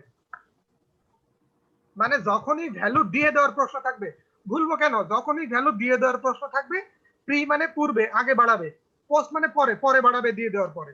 কথা শেষ। এটা বলার তো কিছু না। স্যার কোশ্চেন আছে। হ্যাঁ বলেন। আচ্ছা, আমি যে প্রিন্টএফ এর মধ্যে এখানে যে পার্সেন্ট দিয়ে তারপর হচ্ছে আইটাকে অ্যাসাইন করে দিছি যাতে আইটাকেই শুধু নেয়, এখানে এই প্রিন্টএফ এর ভিতর যেখানে আমি আইটা অ্যাসাইন করে দিছি সেখানে আমি অপারেটরস গুলো আমি ইউজ করলে কোনো প্রবলেম হবে না? না না, এই দেখেন আমরা যদি আই কে না বাড়াই, এখানে আই প্লাস যদি 5 লিখি তাও প্রিন্ট করবে। দেখেন এই যে আই প্লাস 5 লিখলেও প্রিন্ট করবে, ঠিক আছে? ওই যোগফলের ভ্যালুটা প্রিন্ট করবে, ঠিক আছে? বুঝা গেল কি? জি। আচ্ছা, তো আমরা একটু ব্রেক ট্রেক দেব নাকি? স্যার ব্রেক লাগবে স্যার একটু। জি স্যার, একটু নেই। তাদের সবাইকে আরেকটা কোশ্চেন থ্রো করি, আমরা শিখতে যাচ্ছি। সেটা হলো এই যে ফ্লো চার্ট কি আর অ্যালগরিদম কি। এটা তো আবার ইন্টারমিডিয়েটও আছে, তাই না? এখন আছে স্যার। আচ্ছা, ওয়ালি খান রেজ হ্যান্ড। ওয়ালি খান বলতে পারেন। স্যার আমি হ্যান্ড রেজ করেছি অন্য একটা কারণে। একটা জিনিস জিজ্ঞেস করতাম, সেটা হচ্ছে গিয়ে যে কোনো একটা প্রোগ্রাম করতে গেলে দেখা যায় যে এটার একটা অ্যালগরিদম সাজাইতে হয়। হ্যাঁ, তো আমি এই অ্যালগরিদমটা কিভাবে সাজাবো? আচ্ছা আচ্ছা আচ্ছা। তো আর ফ্লো চার্টের অ্যালগরিদম কি সেটা আমাদেরকে কেউ কিছু বলবেন নাকি? স্যার আমি একটু বলতে যাচ্ছি। শর্ট হচ্ছে আচ্ছা মানে আচ্ছা পিকচারের আচ্ছা আচ্ছা মাধ্যমে সেটা আমরা ধাপে ধাপে দেখানো। আচ্ছা আচ্ছা, এই আমাদের সাদিয়া আফরিন, ওনাকে একটু সুযোগ দিই আমরা। জি স্যার, ফ্লো চার্ট মানে প্রবাহ চিত্র, এটা বলতে আমরা যা বুঝি যে এই চিত্রের মাধ্যমে একটা প্রোগ্রাম বা সিস্টেম কিভাবে কাজ করবে তার গতি ধারা নির্দেশ করাই হচ্ছে ফ্লো চার্ট বা প্রবাহ চিত্র। হ্যাঁ হ্যাঁ, আর বা অ্যালগরিদমের চিত্ররূপী হচ্ছে ফ্লো চার্ট। আর অ্যালগরিদম কাকে বলবো আমরা? আর অ্যালগরিদম হচ্ছে একটা কাজ সম্পাদন করার ক্ষেত্রে কতগুলো যৌক্তিক সিদ্ধান্ত লাগে স্যার, আমাদের ওই সিদ্ধান্তের মাধ্যমে পর্যায়ক্রমে কাজ সম্পাদনের পরিকল্পনা করা। আচ্ছা, আপনি আমাদের সাথে কোথা থেকে যুক্ত আছেন বলেন? স্যার আমি গাজীপুর থেকে যুক্ত আছি। আর পড়াশোনা? স্যার পড়াশোনা আমি আইইউবিটি থেকে ট্রিপলিতে বিএসসি ইঞ্জিনিয়ারিং কমপ্লিট করেছি। আচ্ছা আচ্ছা। এখন স্যার জাহাঙ্গীরনগর ইউনিভার্সিটিতে আছি। মাস্টার্স করতেছেন তাই তো? জি স্যার, এমএসসি করতেছি আইটিতে। আচ্ছা ঠিক আছে। আচ্ছা, আমার স্যাররা তো আছেন না? আমার ওই স্কুল কলেজের টিচাররা তো আছেন তাই তো? জি স্যার, কলেজে। ও আচ্ছা, উনি তো আছেন আর অন্য স্যাররাও আছেন আমাদের। তো আমি একটু বলি, দেখেন যে এই যারা কম্পিউটার সায়েন্সে আছে এবং আমরা যারা নন কম্পিউটার সায়েন্স তাদের সবার ক্ষেত্রেই বলি যে বুঝলাম সমস্যার সমাধান সেটা চিত্র এঁকে প্রকাশ করা, আবার সমাধানের ধাপসমূহ লিখে প্রকাশ করা, এটা অ্যালগরিদম। কিন্তু এটা কম্পিউটার সায়েন্সে দেওয়ার মানে কি? এটা কম্পিউটার সায়েন্সে কেন পড়ার বিষয় হতে গেল? তাই না? এটা একটা বড় প্রশ্ন না? জি স্যার। জি স্যার। এটা একটা বড় প্রশ্ন। আরো একটা প্রশ্ন ক্রিয়েট করি, সেটা এরকম, প্রশ্নটা একটু খেয়াল করে দেখেন। বলতেছে সমস্যা সমাধানের ধাপ সমূহকে অ্যালগরিদম বলে। তো আমাদের ওই আইসিটি যে বইগুলা, ইন্টারমিডিয়েট যে বইগুলা, তাই না, ওখানে ভাত রান্না করা, তরকারি রান্না করা, এইসব অ্যালগরিদম দেওয়া আছে, এগুলা এরকম একটা ব্যাপার স্যাপার। তো আসলে অ্যালগরিদম কি, ফ্লোচার্ট কি, এইগুলোর কনসেপ্ট থেকে আমাদের বই খাতা, টিচিং স্টাইল এবং আমরা সবাই দূরে, আমার যেটা মনে হয়। যেরকম আপনারা যে কথাগুলো বলছেন, এটা হলো যে আমরা যে বইগুলোতে পড়ছি তার একটা জিস্ট, যে ওই বইগুলোতে যা পড়ছি তার একটা সারাংশ কিন্তু, তাই না? এরকম সারাংশ কি না আপনি বুঝতে পারবেন কখন? যখন আপনি কাউকে ভাইবা নেবেন কিংবা কারোর কাছ থেকে কোনো অ্যান্সার পাবেন, তখন আপনি ওই সাবজেক্টের যদি হন, ওই বিষয়ের যদি হন, তাহলে আপনি বুঝতে পারবেন সে এটা অমুক বইয়ে শিখছিল, সেখান থেকে সে কিছু বলছে, এরকম বুঝতে পারবেন আপনি। এই তো আমি একটু বলি যে উনি বলতেছে যে অ্যালগরিদম হলো কোন সমস্যার সমাধানের ধাপ সমূহকে যদি আমরা ধাপে ধাপে লিখে প্রকাশ করি তখন সেটাকে বলে অ্যালগরিদম। তাই বললো তো, তাই না? আচ্ছা, তো বই খাতার মধ্যে এই একই কথা লেখা, বই খাতার মধ্যে একই কথা লেখা, বাট আমরা যখন বাইরের রাইটারের বই পড়ব এবং এই অ্যালগরিদমের ডিপ অ্যানালাইসিস দেখব, তখন বুঝতে পারবো ব্যাপারটা কি। কি বুঝতে পারবো আমরা? বলি যে দেখেন, দুইটা সংখ্যার যোগ করা, দুইটা সংখ্যার বিয়োগ করা, দুইটা সংখ্যার গুণ করা, এইসব তো অ্যালগরিদম। কিন্তু এইসব অ্যালগরিদম নয়, এইসব হলো এই কাজটা করার পদ্ধতি, ঠিক আছে? তাহলে অ্যালগরিদমটা কি? দেখেন, পৃথিবীতে আমরা কি সবাই সমান মেধাবী? না, সবাই সমান মেধাবী নয়। তো যখন কোনো প্রবলেম অ্যারাইজ করে এবং ওটা সলিউশন করতে দেওয়া হয়, তো আমাদের মধ্যে কেউ কেউ থাকে, ধরেন একটা প্রোগ্রাম করতে দিলাম, ধরেন আমাদের 90 জনের থেকে 5 জন পারবে, হয়তো বাকিরা পারবে না, ঠিক আছে? এখন বাকিরা হয়তো ওটা দেখেও বুঝতেছে না যে প্রোগ্রামটা কি করে কাজ করছে ভিতরে। তখন ওই 5 জন যদি ওই সমস্যাটাকে সুন্দরভাবে উপস্থাপন করে এবং তাদের বোধগম্য করে তোলে, সেটাই হয়ে যায় অ্যালগরিদম। সোজা কথা হলো এই, যে সমস্ত সমস্যাগুলো সলভ করার জন্য আসলে এক্সপার্ট দরকার, ঠিক আছে? সবার দ্বারা হয় না। 2টা যোগ 2টা বিয়োগ এটা তো সবাই পারে। তো এইটা আমরা আমাদের অ্যালগরিদম এক্সাম্পল দেওয়া, এটা হয়তো বোঝানোর জন্য, কিন্তু আসল ব্যাপারটা অ্যালগরিদম বলতে ওইটা বোঝায় যে কোনো সমস্যা বলতে কি, সমস্যা বলতে কি 2টা সংখ্যা যোগ করতে হবে, এটা খুব বড় সমস্যা নাকি? এটা কোনো সমস্যা? সমস্যা বলতে যে সমস্যা সমাধানের ধাপ সমূহ, 2টা সংখ্যা যোগ করতে হবে, এটা কোন ধরনের সমস্যা তা তো আমি বুঝলাম না। বোঝা গেছে? তো সমস্যা বলতে যে সমস্যাগুলো আমরা সাধারণ মানুষ সলভ করতে গেলে আমাদের কষ্ট হয়, তো যারা এক্সপার্ট আছে, যারা একটু বুদ্ধিমান আছে, ওনারা ওই সমস্যাগুলো সমাধান করে ফেলে এবং ধাপে ধাপে ওইগুলো বোধগম্য আকারে আমাদের সামনে যখন উপস্থাপন করে, তখন সেটা হয়ে যায় অ্যালগরিদম। আসলে বলতেছে সমস্যা সমাধানের ধাপ সময় অ্যালগরিদম, কিন্তু আমার বোধগম্য হয় না 2টা সংখ্যা যোগ করতে হবে, এটা কোন ধরনের সমস্যা। বোঝা গেছে কি? ওটা হয়তো এক্সাম্পল দিয়ে বোঝায়, কিন্তু আসল ব্যাপার হলো অ্যালগরিদম বলতে ওই সমস্ত জিনিসগুলোকে বোঝায়। যারা এই কম্পিউটার সায়েন্সে পড়ছে ওনারা আরো ভালো বুঝবেন যে আমরা যখন কোন সংখ্যাকে বড় থেকে ছোট কিংবা ছোট থেকে বড় সাজাই না, সাজাই অনেক ক্ষেত্রে, তাই না? এটাকে বলা হয় সর্টিং, এটাকে বলা হয় সর্টিং। তো এই সর্টিং এর জন্য অ্যালগরিদম আছে, bubble sort, quick sort, counting sort, merge sort, heap sort, radix sort, bucket sort, আরো আরো আমার হয়তো মনে আছে, এই কয়টা মনে পড়তেছে এখন, এর থেকে আরো আছে। তো আমাদের তো মনে প্রশ্ন হতে পারে যে একটা খালি সংখ্যাগুলো সাজানো, তাছাড়া তো আর কিছু না, তার জন্য এতগুলো অ্যালগরিদম কেন? আমাদের মনে এটা প্রশ্ন না? তার কারণ হলো এই যে আমরা যে ডেটা সেট হ্যান্ডেল করতেছি, যে সংখ্যাগুলোকে সাজাচ্ছি আমরা, সেই সংখ্যাগুলো কোন অবস্থায় আছে সেটা একটা বড় প্রশ্ন, ঠিক আছে? তো তার উপর ভিত্তি করে, সিচুয়েশনের উপর ভিত্তি করে আর কি এই শর্টিং গুলো সিলেকশন হয় যে কোন ধরনের ডাটার জন্য কোনটা উপযোগী। তো এই শর্টিং অ্যালগরিদম গুলো যখন যারা কম্পিউটার সায়েন্সে পড়ছে, তো একটু খেয়াল করে দেখেন, প্রথম কিছু শর্টিং আছে যে স্যার হাজার বুঝাইছে তারপরে এখনো মাথার মধ্যে ঢুকেনি, এরকম আছে না? না নাই, সবগুলো পারি।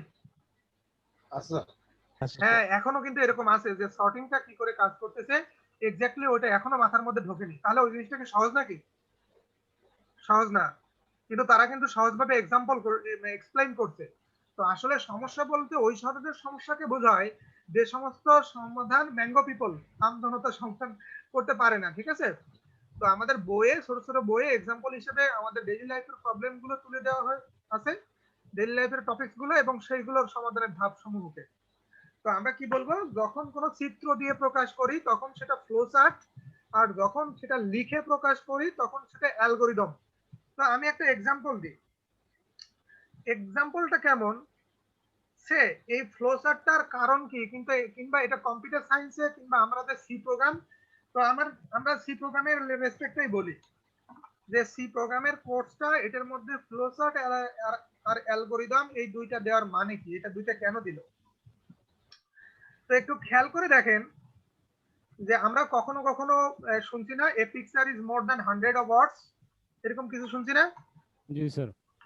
তো তার মানে কি? তার মানে হলো এই যে আপনি এই যে আমাদের যে কোর্স আউটলাইনটা 2 পেজ, তো এরকম 2 পেজে যদি লেখা থাকে যে ভাত কি করে রাঁধতে হয়, এটা যদি 2 পেজ লেখা থাকে, তো আমি যদি ভাত রান্না করতে না জানি, তো আমাকে ওই 2 পেজ স্টাডি করতে হবে, পড়তে হবে, তারপর কিন্তু ভাত রান্না করতে হবে, তাই না?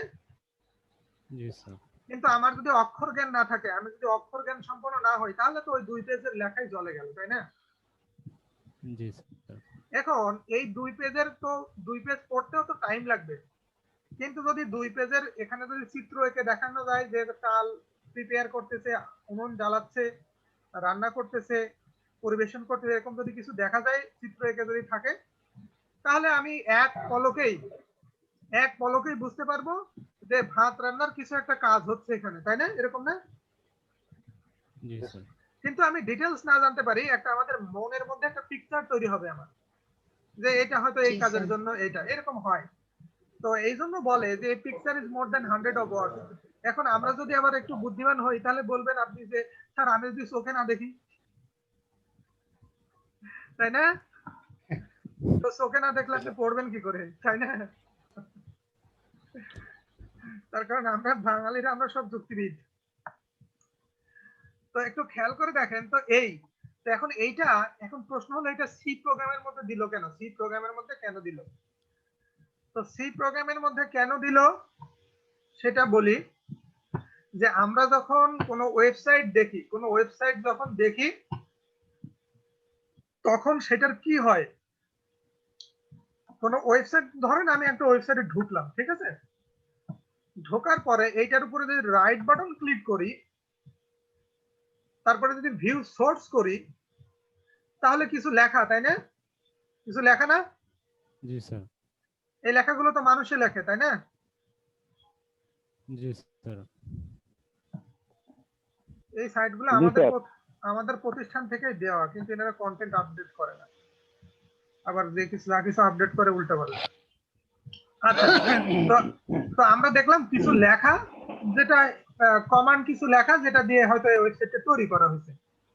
এখন বলি যে এখন এই ওয়েবসাইটটা যখন তৈরি হয়েছে, কিংবা এটা যদি একটা সফটওয়্যার হতো, তো আমরা আমাদের মতো করে একটা তৈরি করলাম, তৈরি করার পরে যার জন্য তৈরি করলাম সে বলল যে এটা এরকম হবে না, এটা আমাকে চেঞ্জ করে দিতে হবে। তো একটা জিনিস তৈরি হওয়ার পরে সেটাকে আবার চেঞ্জ করা, সেটা কি ভালো কিছু নাকি? না। কেন না? ধরেন আমরা যখন বাসায় বিল্ডিং করি, তো বিল্ডিং এর একটা ডিজাইন থাকে না আগে? তো ইঞ্জিনিয়ার যখন ডিজাইন করে তখন আপনি দেখে উনি আপনাকে বুঝায় যে দেখেন এখানে ডাইনিং থাকবে, এখানে ড্রয়িং থাকবে, এখানে ব্যালকনি থাকবে, এখানে সিঁড়ি থাকবে, এখানে পার্কিং থাকবে। তারপরে আপনি যদি স্যাটিসফাই হন, আপনি যদি মনে করেন ঠিক আছে, তাহলে বলেন ঠিক আছে, আর না হলে বলেন যে এখানে এটা হলে ভালো হয়, তখন উনি চিত্রটা কারেকশন করে, তাই না? সেটা সহজ। কিন্তু ইঞ্জিনিয়ার যদি নিজের মতো বাড়িটা বানায়, আর বাড়িটা বানানো হয়ে গেলে আপনি যদি বলেন যে এখানে চেঞ্জ করে দেন, সেটা সম্ভব না। তো কম্পিউটার সায়েন্স কিংবা সি প্রোগ্রামে দেওয়ার মানে হলো এই, যে প্রোগ্রামিং ল্যাঙ্গুয়েজ শিখে আপনারা যখন সফটওয়্যার ডেভেলপার হবেন, প্রফেশনাল কোনো কাজ করবেন, তখন আপনাদের ক্লায়েন্টকে আপনাদের কি করতে হবে, কোনো প্রোডাক্টের ডেমো এই ফ্লোচার্ট দিয়ে, ফাংশনালিটি দিয়ে শো করতে হবে। সে যদি স্যাটিসফাই হয় তাহলে বলবেন যে নিচে একটা সিগনেচার করেন যে ডিজাইন অ্যাপ্রুভ, ঠিক আছে? তো নিচে ডিজাইন করে সে যখন বলবে যে ডিজাইন অ্যাপ্রুভ, আপনি তৈরি করবেন। পরে সে যদি বানানোর পরে বলে চেঞ্জ করেন, তখন আপনি বলবেন যে চেঞ্জ করার জন্য আমাদেরকে এক্সট্রা চার্জ দিতে হবে, ফিস দিতে হবে। কেন? এইটা ডিজাইনের মধ্যে ইনক্লুডেড ছিল না, ঠিক আছে? একটা দিক গেল। 2 নাম্বার দিক একটু যদি খেয়াল করি, আমরা কম্পিউটার সায়েন্সে কিংবা সি প্রোগ্রামে ফ্লোচার্টটা কেন দিল, মানে চিত্র কেন আঁকতে হয়। তো তারপরে বলি যে আমরা যদি বড় কোনো প্রজেক্টে কাজ করি, বড় প্রজেক্টে, তো সে একটা বড় প্রজেক্ট যখন কাজ করি, তো এখন যারা কম্পিউটার সায়েন্সে পড়তেছে এনারা ভালো বুঝবে, তার কারণ গিটহাব অনেক কিছুই আছে এখন, তাই না?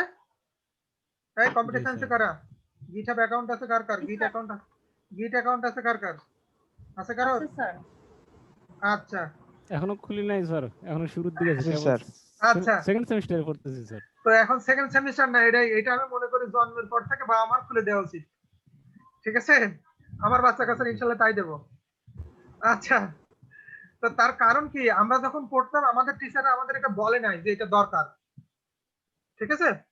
তো এখনকার সময়ে প্রজেক্ট গুলো ম্যানেজ করা, ভার্চুয়ালি কাজ করা সহজ হয়েছে এই যে গিটহাব এগুলোর কারণে, আরো অনেক প্ল্যাটফর্ম আছে এগুলোর কারণে।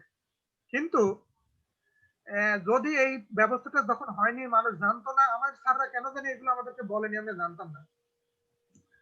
তো এখন আমরা যদি চাই যে মনে করি যে একটা বড় প্রজেক্ট, সেখানে সবাই কাজ করতেছে, এখন সে বাড়ির এক্সাম্পল দিই না কেন, বাড়ির এক্সাম্পলই দিই যে দেখেন আপনি বিল্ডিং তৈরি করছেন রাজমিস্ত্রি দিয়ে, দরজাটা কি আপনার বাসায় তৈরি হয়? এখন হয় না, কাঠ মিস্ত্রির দোকানে, তাই না? আবার গ্রিল এটা ওই গ্রিলের মিস্ত্রির দোকানে, তাই না? ওয়ার্কশপে হয়।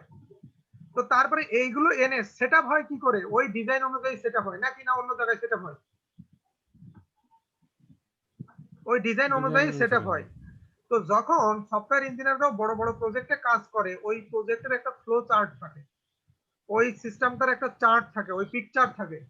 ওনারা ইন্ডিভিজুয়ালি বিভিন্ন জন বিভিন্ন জায়গা থেকে কাজ করে এবং যখন ওই কাজটাকে একসাথে কম্বিনেশন করে ফুল প্রোডাক্টও ডেলিভারি করে, তখন যেটা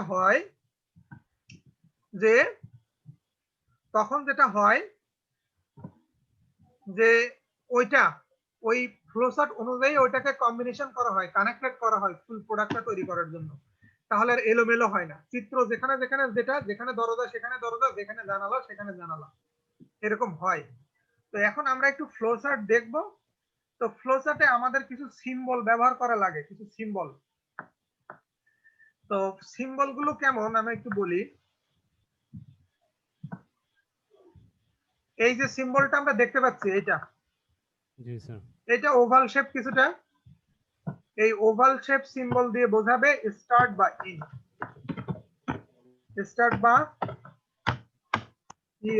ইন। আচ্ছা, এইগুলো যখন পড়বেন, তো আমার এত কথা বলার মানে এই যে এইগুলো মনের মধ্যে গেঁথে নেবেন। তার কারণ লাইফটা এমন না যে আপনি পড়াশোনা করলেন, পরীক্ষার সময় আবার প্রিপারেশন নেবেন, আবার ওটা যে ওখানে বমি করবেন।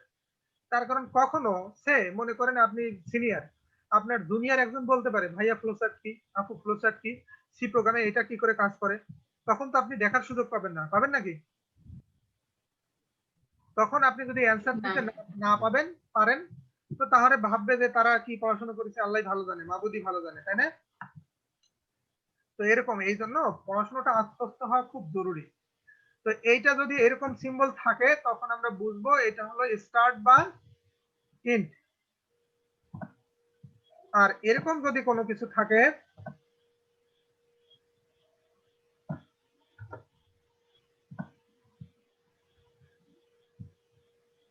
আচ্ছা, এটা আমার আঁকাতে একটু ইনপুট। আচ্ছা, এইটা কি আঁকলাম আমি? আসলে আমাদের ম্যাথমেটিক্স এর ভাষা এটা কি? সামান্তরিক, তাই না? সামান্তরিক। এইটা দ্বারা বোঝাবে ইনপুট আউটপুট, এটা দ্বারা বোঝাবে ইনপুট আউটপুট। তো আর এইটা দ্বারা কি বোঝাবে? এইটা দ্বারা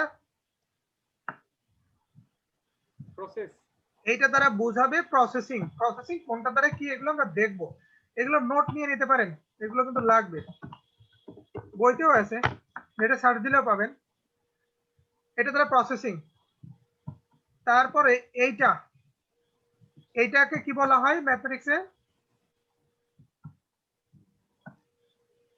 রম্বস। উপরেরটা তো এটা কি রম্বস? হ্যাঁ, রম্বস বর্গ স্যার, স্কয়ার না, স্কয়ার কিন্তু তো স্কয়ার না, স্কয়ার তো না। আর স্কয়ার হবে স্যার, অবশ্যই স্কয়ার, কারণ এটা 90 ডিগ্রি অ্যাঙ্গেলে আছে। এই তো এটা ঘুরাই দেন, যা করেন করেন, কিন্তু আসলে এটা রম্বস, ঠিক আছে?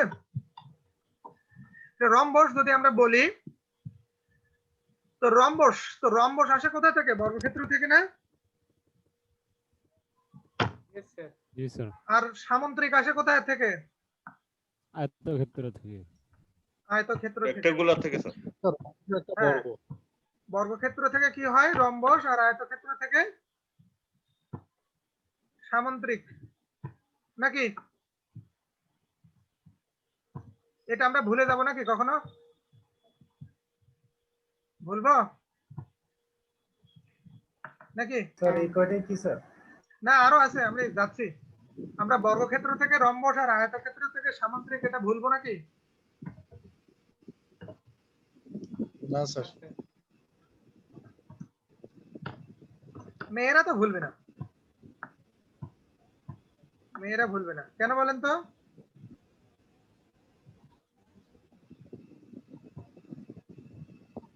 মেয়েরা ভুলবে না কেন? কেন স্যার? এই যে বেশি এই যে লিখছি তো, কি লিখছি আমি? বর আশা। তো বর আশা খুব ইম্পর্টেন্ট ব্যাপার তো, তাই না?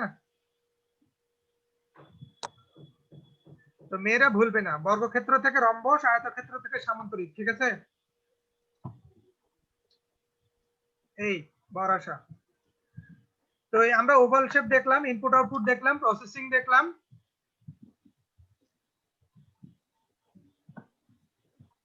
আমাদের একবারে গোল হতে পারে, কখনো কখনো সার্কেল হতে পারে।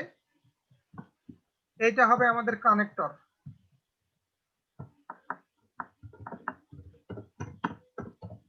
এটা হবে কানেক্টর, ঠিক আছে? আর যে অ্যারো, যেটা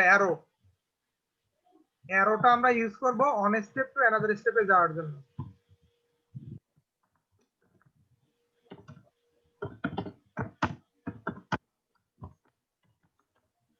অ্যারোটা আমরা ইউজ করব অন স্টেপ টু অ্যানাদার স্টেপে যাওয়ার জন্য।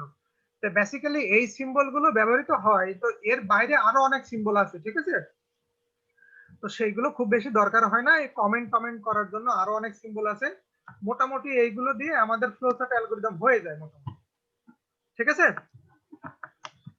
তো আমরা একটু দেখি তাহলে যে ফ্লোচার্ট কেমন করে হয়। যে আমরা এর আগে আমরা কি কাজ করছি, যে ভাগশেষ নির্ণয় করার প্রোগ্রাম দেখছেন, একটা ভাগশেষ নির্ণয় করার। জি স্যার। তো আমরা এই সিম্বল গুলো কাজে লাগায়ে ভাগশেষ নির্ণয় করার প্রোগ্রামটা করে ফেলতে পারি, মানে ফ্লোচার্টটা করে ফেলতে পারি কিনা। আর একজন আমাকে একটা প্রশ্ন করছিলেন, সেটা আমার কাছে আছে, যে আমরা প্রোগ্রাম করার সময় অ্যালগরিদমটা কি করে থিঙ্ক করব, তাই না? কিংবা প্রোগ্রামটা কি করে প্ল্যানিং করব, তাই তো? আচ্ছা, তো প্রশ্নটা মাথার মধ্যে আছে, না থাকলে আবার স্মরণ করে দিবেন।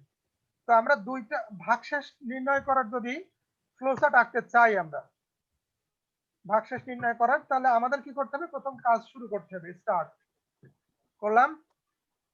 করার পরে ভাগশেষ যে নির্ণয় করব আমরা, এখানে কিন্তু স্টেপগুলো লিখতে হবে। স্টার্ট। তো তারপরে আমাদের ইনপুট না নিলে কি আমরা পারবো? ইনপুট না নিলে না স্যার। তো আমরা ইনপুট নিয়ে নিই।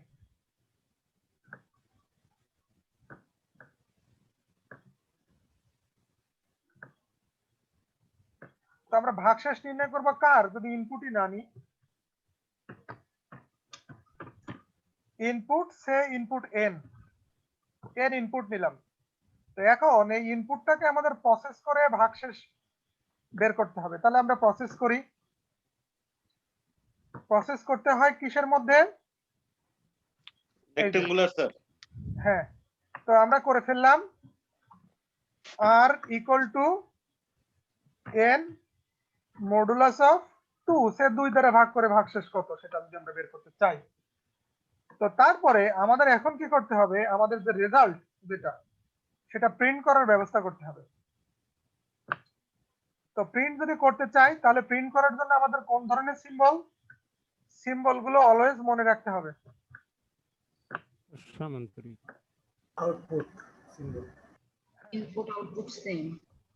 তো আমরা এখানে বলবো প্রিন্ট আর। আচ্ছা, প্রিন্ট আর গেল। এখন তো আর কাজ নেই, যে আমরা ভাগশেষ নির্ণয় করছি এবং আমাদের কাজ শেষ হয়ে যাবে, তাই তো? তো আমরা কি করতে পারি? ইন্ড করতে পারি। তো এভাবে যদি আমরা কাজটা চিত্র এঁকে দেখাই দিই, চিত্র এঁকে করি, তো একজন মানুষ যদি আসে তাহলে সে বুঝবে যে সে কাজটা শুরু করছে, মানে স্টার্ট করছে, তারপরে ইনপুট নিছে, ভাগশেষ বের করছে, বের করার পরে সেটা প্রিন্ট করছে, প্রিন্ট করার পরে কাজ শেষ করে দিছে। তাহলে এটা হবে কি আমাদের ফ্লো চার্ট।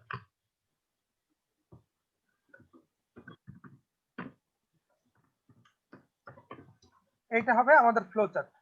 এবার এই প্রবলেমটার জন্য, একই প্রবলেমের জন্য আমরা যদি অ্যালগরিদম লিখি,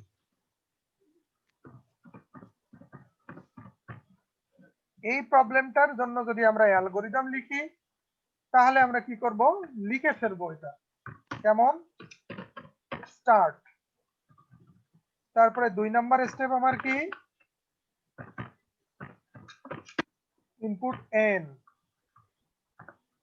আমরা 3 নাম্বার স্টেপ হিসেবে ধরতে পারি r equal to n modulus of 2। 4 number step আমাদের কি হতে পারে প্রিন্ট r। 5 নাম্বার স্টেপ আমার কি হতে পারে ইন্ট। ক্লিয়ার? তো আমরা ডান পাশে যেটা লিখলাম এটা হলো আমাদের অ্যালগরিদম, আর বাম পাশে আমরা যেটা লিখলাম এটা হলো আমাদের ফ্লোচার্ট। ঠিক আছে? ঠিক আছে তো নাকি? জি স্যার। আচ্ছা, আমাদের পিসিতে কি ড্রয়িং টুলস কারোর আছে ব্যবহার করা শিখেছেন তো মোটামুটি নাকি? একটু দেখিয়ে দেন স্যার। এক্সট্রা কোনো টুলস এই মুহূর্তে ইনস্টল করা নাই স্যার। না, জুমের সাথে তো আছে। জুমের সাথে নাই অ্যানোটেশন? অ্যানোটেট জি স্যার। জুমের যে কন্ট্রোল প্যানেল তার উপরে দেখেন ডান পাশে অ্যানোটেট। তার কারণ যদি এই ড্রয়িং টুল কোনো না থাকে তাহলে এটা আপনি আঁকবেন কি করে? মাইক্রোসফট ওয়ার্ডেও আঁকতে পারেন, তাই না? অ্যানোটেট অপশনটা তো পাচ্ছি না স্যার। তাহলে জুমের যে আইডি সেই আইডিতে ঢুকে অ্যাক্টিভ করতে হবে। এই ধন্যবাদ স্যার। ডিফল্ট হয়তো থাকে, তার মানে এটাতে তাহলে আমি আপনাদের তো কাজ দিতে পারছি না, তাই তো? তো এইটা তো আমরা বুঝলাম, তাই না? তো এখানে দেখেন, এখানে আমাদের ডিসিশন সিম্বলটা তো কাজে লাগেনি, লাগছে নাকি? এই যে এই সিম্বলটা কাজে লাগছে না? লাগে নাই। তো লাগে নাই তার মানে সবগুলোকে লাগাতে হবে তার কোনো মানে নেই। তার কারণ দেখেন বাড়ি করার সময় সবাইকে আমরা একইভাবে বাড়ি করি? না স্যার। সবার কি একই মানে একই ম্যাটেরিয়ালস, কিংবা কেউ গ্লাস দিচ্ছে জানালায়, কেউ দিচ্ছে টিন, কেউ দিচ্ছে কাঠ, তাই না? তো এই সিম্বলটা আমাদের লাগে নাই। তো লাগে নাই বলে আমরা ব্যবহার করি নাই। আমাদের অপশন আছে ব্যবহার করার, আমরা চাইলে ব্যবহার করতে পারি। তো কেমনে ব্যবহার করি একটু ফ্লোচার্ট অ্যালগরিদমটা বুঝবেন, তাহলে আমাদের প্রোগ্রাম করা সহজ হবে। এগুলো কিন্তু আমরা প্রোগ্রামিং এও এইসব সিনট্যাক্স পাবো, আস্তে আস্তে এগুলো প্রোগ্রামিং এও পাবো। তো এখন আমি একটু দেখাই যে আমরা এখন যে কাজটা করতে যাচ্ছি, যে কোন সংখ্যা জোড় কিনা তা নির্ণয় করার ফ্লোচার্ট অ্যালগরিদম। কোন সংখ্যা জোড় কিনা, ঠিক আছে? এটার জন্য কিন্তু প্রোগ্রামও করতে হবে আমাদের, প্রোগ্রাম। তো একটু খেয়াল করে দেখেন, যিনি বললেন যে প্ল্যানিং কি করে করতে হবে, তো এটাই প্ল্যানিং, যে আমরা কাজটা শুরু করব। তাহলে স্টার্ট। শুরু করার পরে আমাদের আগে ইনপুট দিতে হবে, না হলে তো প্রশ্নই আসে না কাজ করার, যে কাকে কে জোড় বিজোড়, কার জন্য কাজটা করব।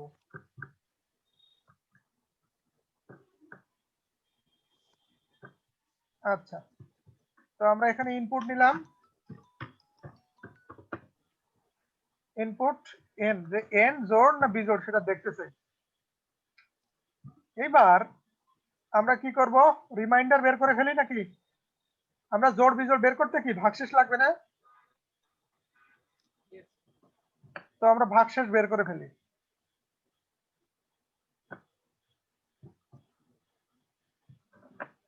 r equal to n modulus of 2। তাহলে r এর মধ্যে কি থাকবে? ভাগশেষ। এখন আমাদের করতে হবে কি, যে ভাগশেষটা 0 না অন্য কিছু সেটা চেক করতে হবে, তাই না? জি স্যার। তো আমরা একটু চেক করি। তাহলে চেক করার জন্য আমাদের ডিসিশন মেকিং যে সিম্বলটা ছিল এখন সেটা লাগবে, এটা। তো আমরা এখন বলতেছি if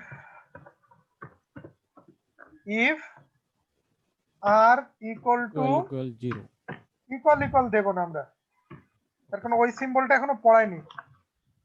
তো আমরা r equal to 0 দিয়ে হট চিহ্ন দিছি, তার মানে বলতেছি r equal to কি 0, এটা দ্বারা এটা বোঝাচ্ছে। যদি 0 হয় তো তো এটা একটা প্রশ্ন, এই প্রশ্নটার অ্যান্সার মানে যেহেতু শেষে জিজ্ঞাসা চিহ্ন দিছি, এটা কি একটা প্রশ্ন, তাই না? জি স্যার। তো এই প্রশ্নের অ্যান্সার কয়টা হতে পারে? স্যার দুইটা হতে পারে। দুইটা, হয় ইয়েস অথবা নো। তো যদি ইয়েস হয়,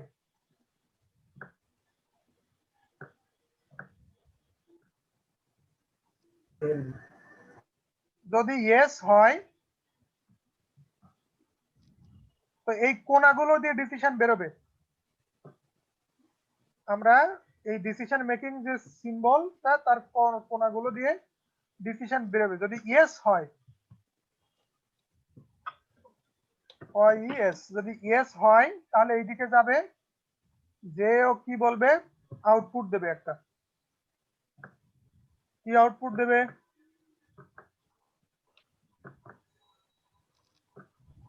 যদি 0 হয় ভাগশেষ, তাহলে বলবে n is even।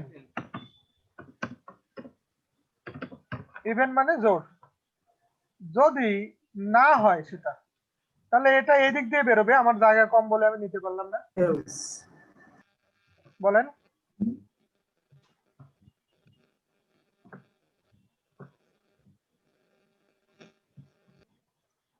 আমরা যদি এটা নো হয়, কি হয়, নো, তাহলে এদিক দিয়ে যাব। আমরা যে কোনো দিককে ব্যবহার করতে পারি, যে ডান পাশে ইয়েস বাম পাশে নো, এরকম কিন্তু না। আপনি বাম পাশেও ইয়েস ব্যবহার করতে পারেন, ডান পাশে নো ব্যবহার করতে পারেন। তো এটা যদি করি আমরা, n is odd, এটাও কিন্তু ওই সিম্বলটা আমার একটু এলোমেলো হয়েছে। তাহলে কি স্যার হবে? হোক, আমরা বুঝতে পারলি। n odd, n আর কি আমাদের বিজোড়। এখন আমাদের কাজটা শেষ করতে হবে, তাই না? জি স্যার। শেষ করতে হবে। তো শেষ করার জন্য আমরা শেষ করার সিম্বল জানি, এরকম একটা ওভাল শেপ শেষ করব। তো এটা আমাদের ইন্ট। এবার আমরা এখান থেকে কি করব, যে এখান থেকে আমাদের একটা ব্রাঞ্চ আসবে, যে এখান থেকে একটা ব্রাঞ্চ আসবে, এসে এরকম কোথায় যাবে, আবার এখান থেকে একটা আসবে, এখান থেকে। এই লিঙ্ক গুলো না করলেও যে সমস্যা হয় তাও হয় না। তো তারপরে এই যে আমরা লিঙ্কার পড়ছিলাম, ঠিক আছে, কানেক্টর যেটা। তো কানেক্টর গুলো কিসের মতো কাজ করে? আমরা বাসার বাড়ির পানির পাইপলাইন দেখি না, পানির পাইপলাইন। জি স্যার। তো ওখানে একাধিক দিক থেকে যখন পাইপ গুলো আসে, ওখানে দেখবেন একটা ওই যে 2-3 মুখা একটা কানেক্টর মতো থাকে, তাই না? সে কি করে, পাইপ গুলোকে জুড়ে দেয়। তো এই সেটা। তো তারপরে কি ইন্ট, এইটা হলো আমাদের দুইটা সংখ্যা, একটা সংখ্যা সেটা জোড় না বিজোড় সেটা নির্ণয় করার জন্য ফ্লো চার্ট। বোঝা গেছে কি? বোঝা গেল? আচ্ছা, তো এইটার যদি আমরা অ্যালগরিদম লিখে ফেলি, তাহলে আমরা অ্যালগরিদম লিখব। স্টার্ট স্টেপ 2, আমাদের ইনপুট n। স্টেপ 3, আমাদের r equal to n percentage modulus. আচ্ছা 4 নাম্বার আমাদের, আচ্ছা 4 নাম্বার আসবে এখানে আমাদের 4 if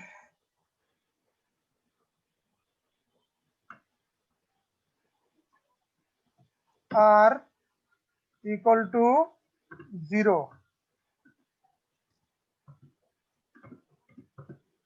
যদি r equal to 0 হয়, go to step 5, otherwise কিংবা else go to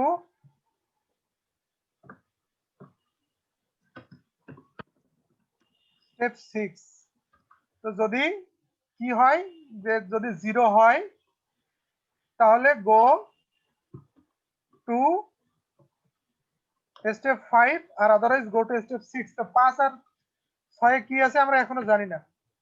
5 A print n is even। তাহলে 6 আমরা কি লিখব? প্রিন্ট n is odd, সাথে আমাদের কি হবে? ইন্ট। এটা কি বুঝতে সমস্যা আছে নাকি কারণ? না স্যার।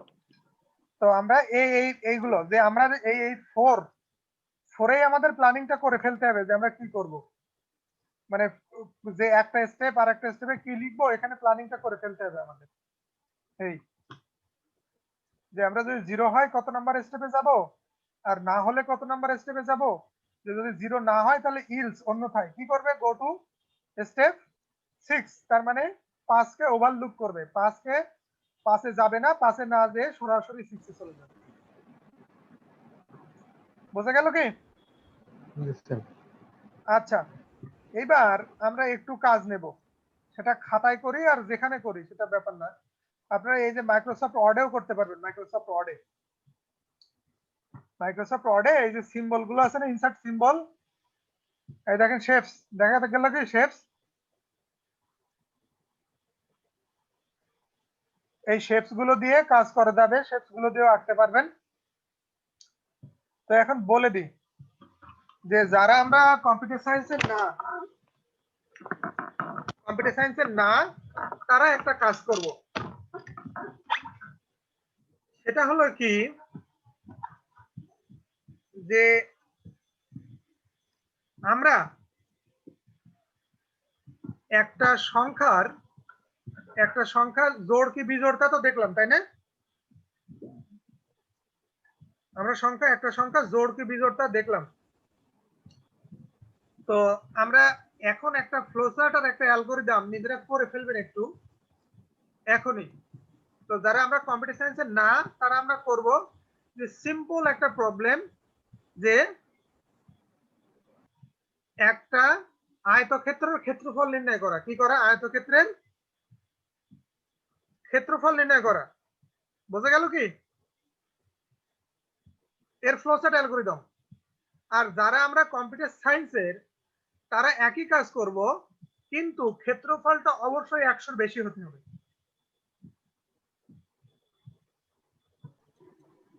শেয়ার করতে পারেন। আচ্ছা, এটা শেয়ার করতাম। হ্যাঁ হ্যাঁ হ্যাঁ।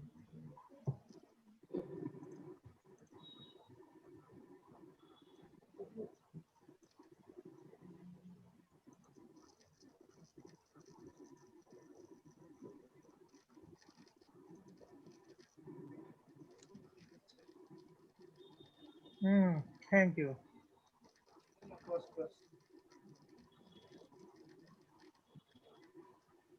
ঠিক আছে স্যার। হ্যাঁ ঠিক আছে, আমাদের কম্পিউটার সায়েন্সের তারা রেসপন্স করতেছে কই? তারা তো আগে রেসপন্স করবে। হ্যাঁ স্যার করেছি। হ্যাঁ দেখি একটু শেয়ার করলে আমরা দেখতে পাইতাম। শেয়ার স্টপ করে আছে।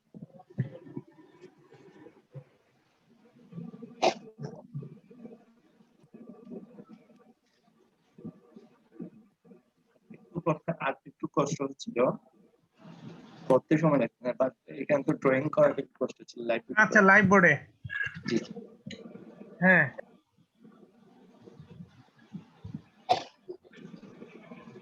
তো এটা ঠিক আছে। তো আমাদের কম্পিউটার সায়েন্সের তারা কই? এই জুয়েল, আমাদেরকে শোনা যাচ্ছে? ওনাদের জন্য কি বলছিলেন ওটা আমরা একটু ট্রাই করি না স্যার। আমি আর একটু বাকি আছে স্যার আমার। ওনাদের জন্য কি বলছিলেন স্যার একটু দেখেন আপনি। ওনাদের হলো যে ক্ষেত্রফলটা অবশ্যই 100 থেকে বেশি হতে হবে। স্যার আমার হয়ে গেছে। তাহলে একটা কন্ডিশন স্যার, ঠিক আছে এটা স্যার এখানে তো করে ফেলতে পারবো না। তাহলে এরিয়াটাকে স্যার এরপর আরেকটা কন্ডিশন এড করব, yes or no. Area greater than 100, yes হলে দেখি আমাদের কম্পিউটার সায়েন্সের তারা শো করুক, দেখি আপনি একটু স্টপ করেন, দেখি তারা কি করতেছে।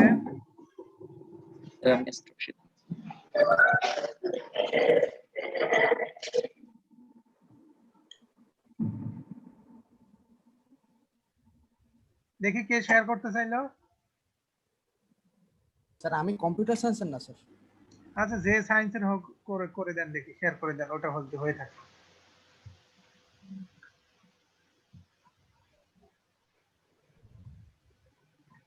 না, এটা তো আমাদের সেই কমনটা, তাই না? মানে যেটা বলতেছি যে ক্ষেত্রফলটা অবশ্যই 100 এর বেশি হতে হবে। এই আমাদের সেই দুই সাদিয়া আফরিন কই গেল? হ্যাঁ, আমারটা শেয়ার করব। কই শেয়ার করেন। আচ্ছা স্যার।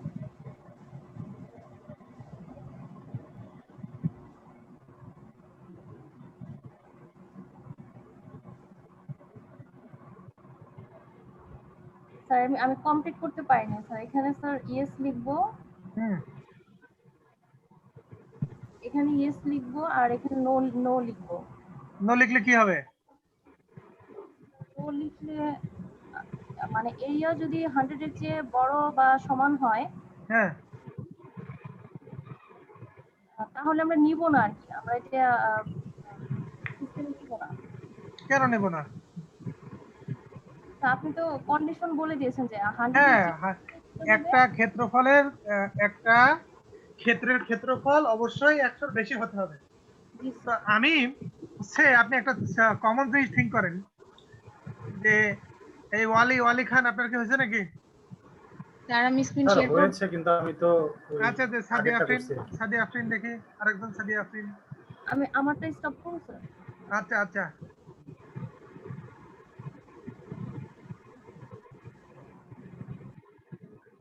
আমরা তো ক্ষেত্রফল নেব না, তো না, ক্ষেত্রফল চাই আমরা, কিন্তু শর্তটা হলে 100 বেশি হতে হবে।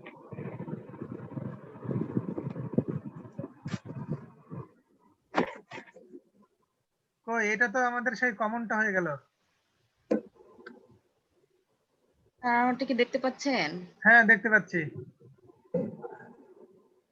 তো এটা তো আমাদের সেই আগেরটা, কিন্তু আমরা তো চাচ্ছি কোনটা? স্যার এই ক্ষেত্রে তাহলে আমি একটু আমারটা চেষ্টা করতে পারি স্যার। কে জুয়েল নাকি? জি স্যার। আচ্ছা, দেখি জুয়েল শেয়ার করুক দেখি। স্যার শেয়ার হয়েছে কি? প্রথমে এখান থেকে শুরু স্যার, স্টার্ট। হ্যাঁ, জুয়েল কি এখন বগুড়ায় থাকো নাকি? জি স্যার। কালকে দিনের বেলা এক সময় এসে মার খেয়ে যাবে, বুঝছো? স্যার অনেকদিন ধরে করা নাই স্যার, তো ওই জন্য একটু ভুল মনে করছি। কেন এগুলো শেখার সময় এভাবে কেন শেখা হয়, তাই তো আমি বুঝে পাই না। তার কারণ আমরা এই যে যেটা ইয়েস সেটা তো প্রিন্ট করতেছি, তাই না? জি স্যার। তো এখন যদি নো হয়, নো হলে আমরা কি করব? আবার ব্যাক করে ইনপুটে চলে যাব। এটা কমন একটা সেন্স। তাহলে বড় বড় সিস্টেম ডিজাইন করবেন কি করে? স্যার এটাই স্যার আমি মানে ভাবতে পারতেছিলাম না। কেন ভাবতে পারবেন না? এটা না ভাবতে পারা তো হিউজ একটা প্রবলেম। হিউজ একটা প্রবলেম বলতে আমাদের চিন্তার যে দুর্বলতা, এটা কেন থাকবে? দেখাবো কি? ওটা স্টার্টে চলে যাবে স্যার। এখানে কন্ডিশনে আবার ইকুয়ালও নিয়েছে, এটা একটু ভুল হচ্ছে মনে হয়। হ্যাঁ, ওটা মার্সি করলাম আমরা যে গ্রেটার ইকুয়াল টু হবে। যাই হোক, তো তারপরে তার কারণ কি, আমাদের এই ছোট চিন্তা যদি এরকম হয়, তাহলে যখন সফটওয়্যার ডেভেলপ করতে যাবেন, কোনো বিজনেস সলিউশন, তো অ্যানালিটিক্যাল এবিলিটি এটা স্ট্রং থাকা দরকার, নাহলে মুশকিল। মানে আমরা নিজের মনের মধ্যে পিকচার রাখতে পারতেছি না, সমস্যা হলো এটা, তাই না? এটা এখানে গো টু এরিয়াটা এগুলো থাকবে না, নোট থেকে সরাসরি উপরে যাবে। এগুলো সব স্যার এটা একটু ভুলে গেছি স্যার। এগুলো সব যাবে। তাহলে আমরা কিছুটা ধারণা পেলাম।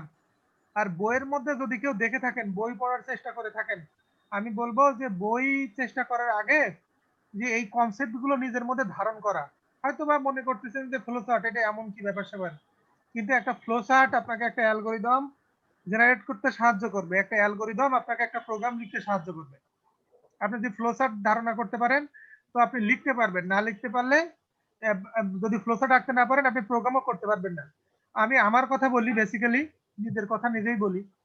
তো আমি যখন কোনো প্রবলেম সামনে পাইছি আমার লাইফে, ঠিক আছে, আমি হয়তো ম্যাথমেটিক্স জানি না, কিছু জানি না, বাট আমি অ্যানালিটিক্যাল অ্যাবিলিটি দিয়ে ওই প্রোগ্রামটা সলভ করার মতো অ্যাবিলিটি আমার থাকতো। তাই সেই প্রবলেমটা যত ক্রিটিক্যাল হোক, ঠিক আছে, এটা তো স্বাভাবিক ব্যাপার যে আমার হবে না, তাহলে ওখান থেকে ওখানে ব্যাক করতে হবে। কিন্তু আমরা এই যে চিন্তাটার সমন্বয় করতে পারছি না। তো আমি বলতেছি যে এই চিন্তাটা, এই কথাটা আমি বড় করে বলতেছি কেন, যে এটা বড় করে দেখতেছি কেন সেটা বলি। যে যারা হয়তো আমরা পড়াবো, আমরা মাস্টার মানুষ, যখন আমরা পড়াবো এই এতটুকু পড়ালে হয়ে যায়, কিন্তু যারা আসলে প্রফেশনালি কাজ করবে তারা কিন্তু কি হবে, এইগুলোকে কি করতে হবে, এইগুলো না হলে কিন্তু তারা প্রবলেম কখনো সলভ করতে পারবে না, বিজনেস লজিক কখনো সলভ করতে পারবে না। ওই একটা সফটওয়্যার করবে, দুদিন পরে সেটার এক্সটেন্ড হবে না, ঠিক আছে। তো আজকে আমরা আর আগাবো না, ঠিক আছে, আজকে আর আগাবো না, আগামী দিন ইনশাল্লাহ আবার। আর আজকে দেখি ভিডিওগুলো আপলোড করে দিই।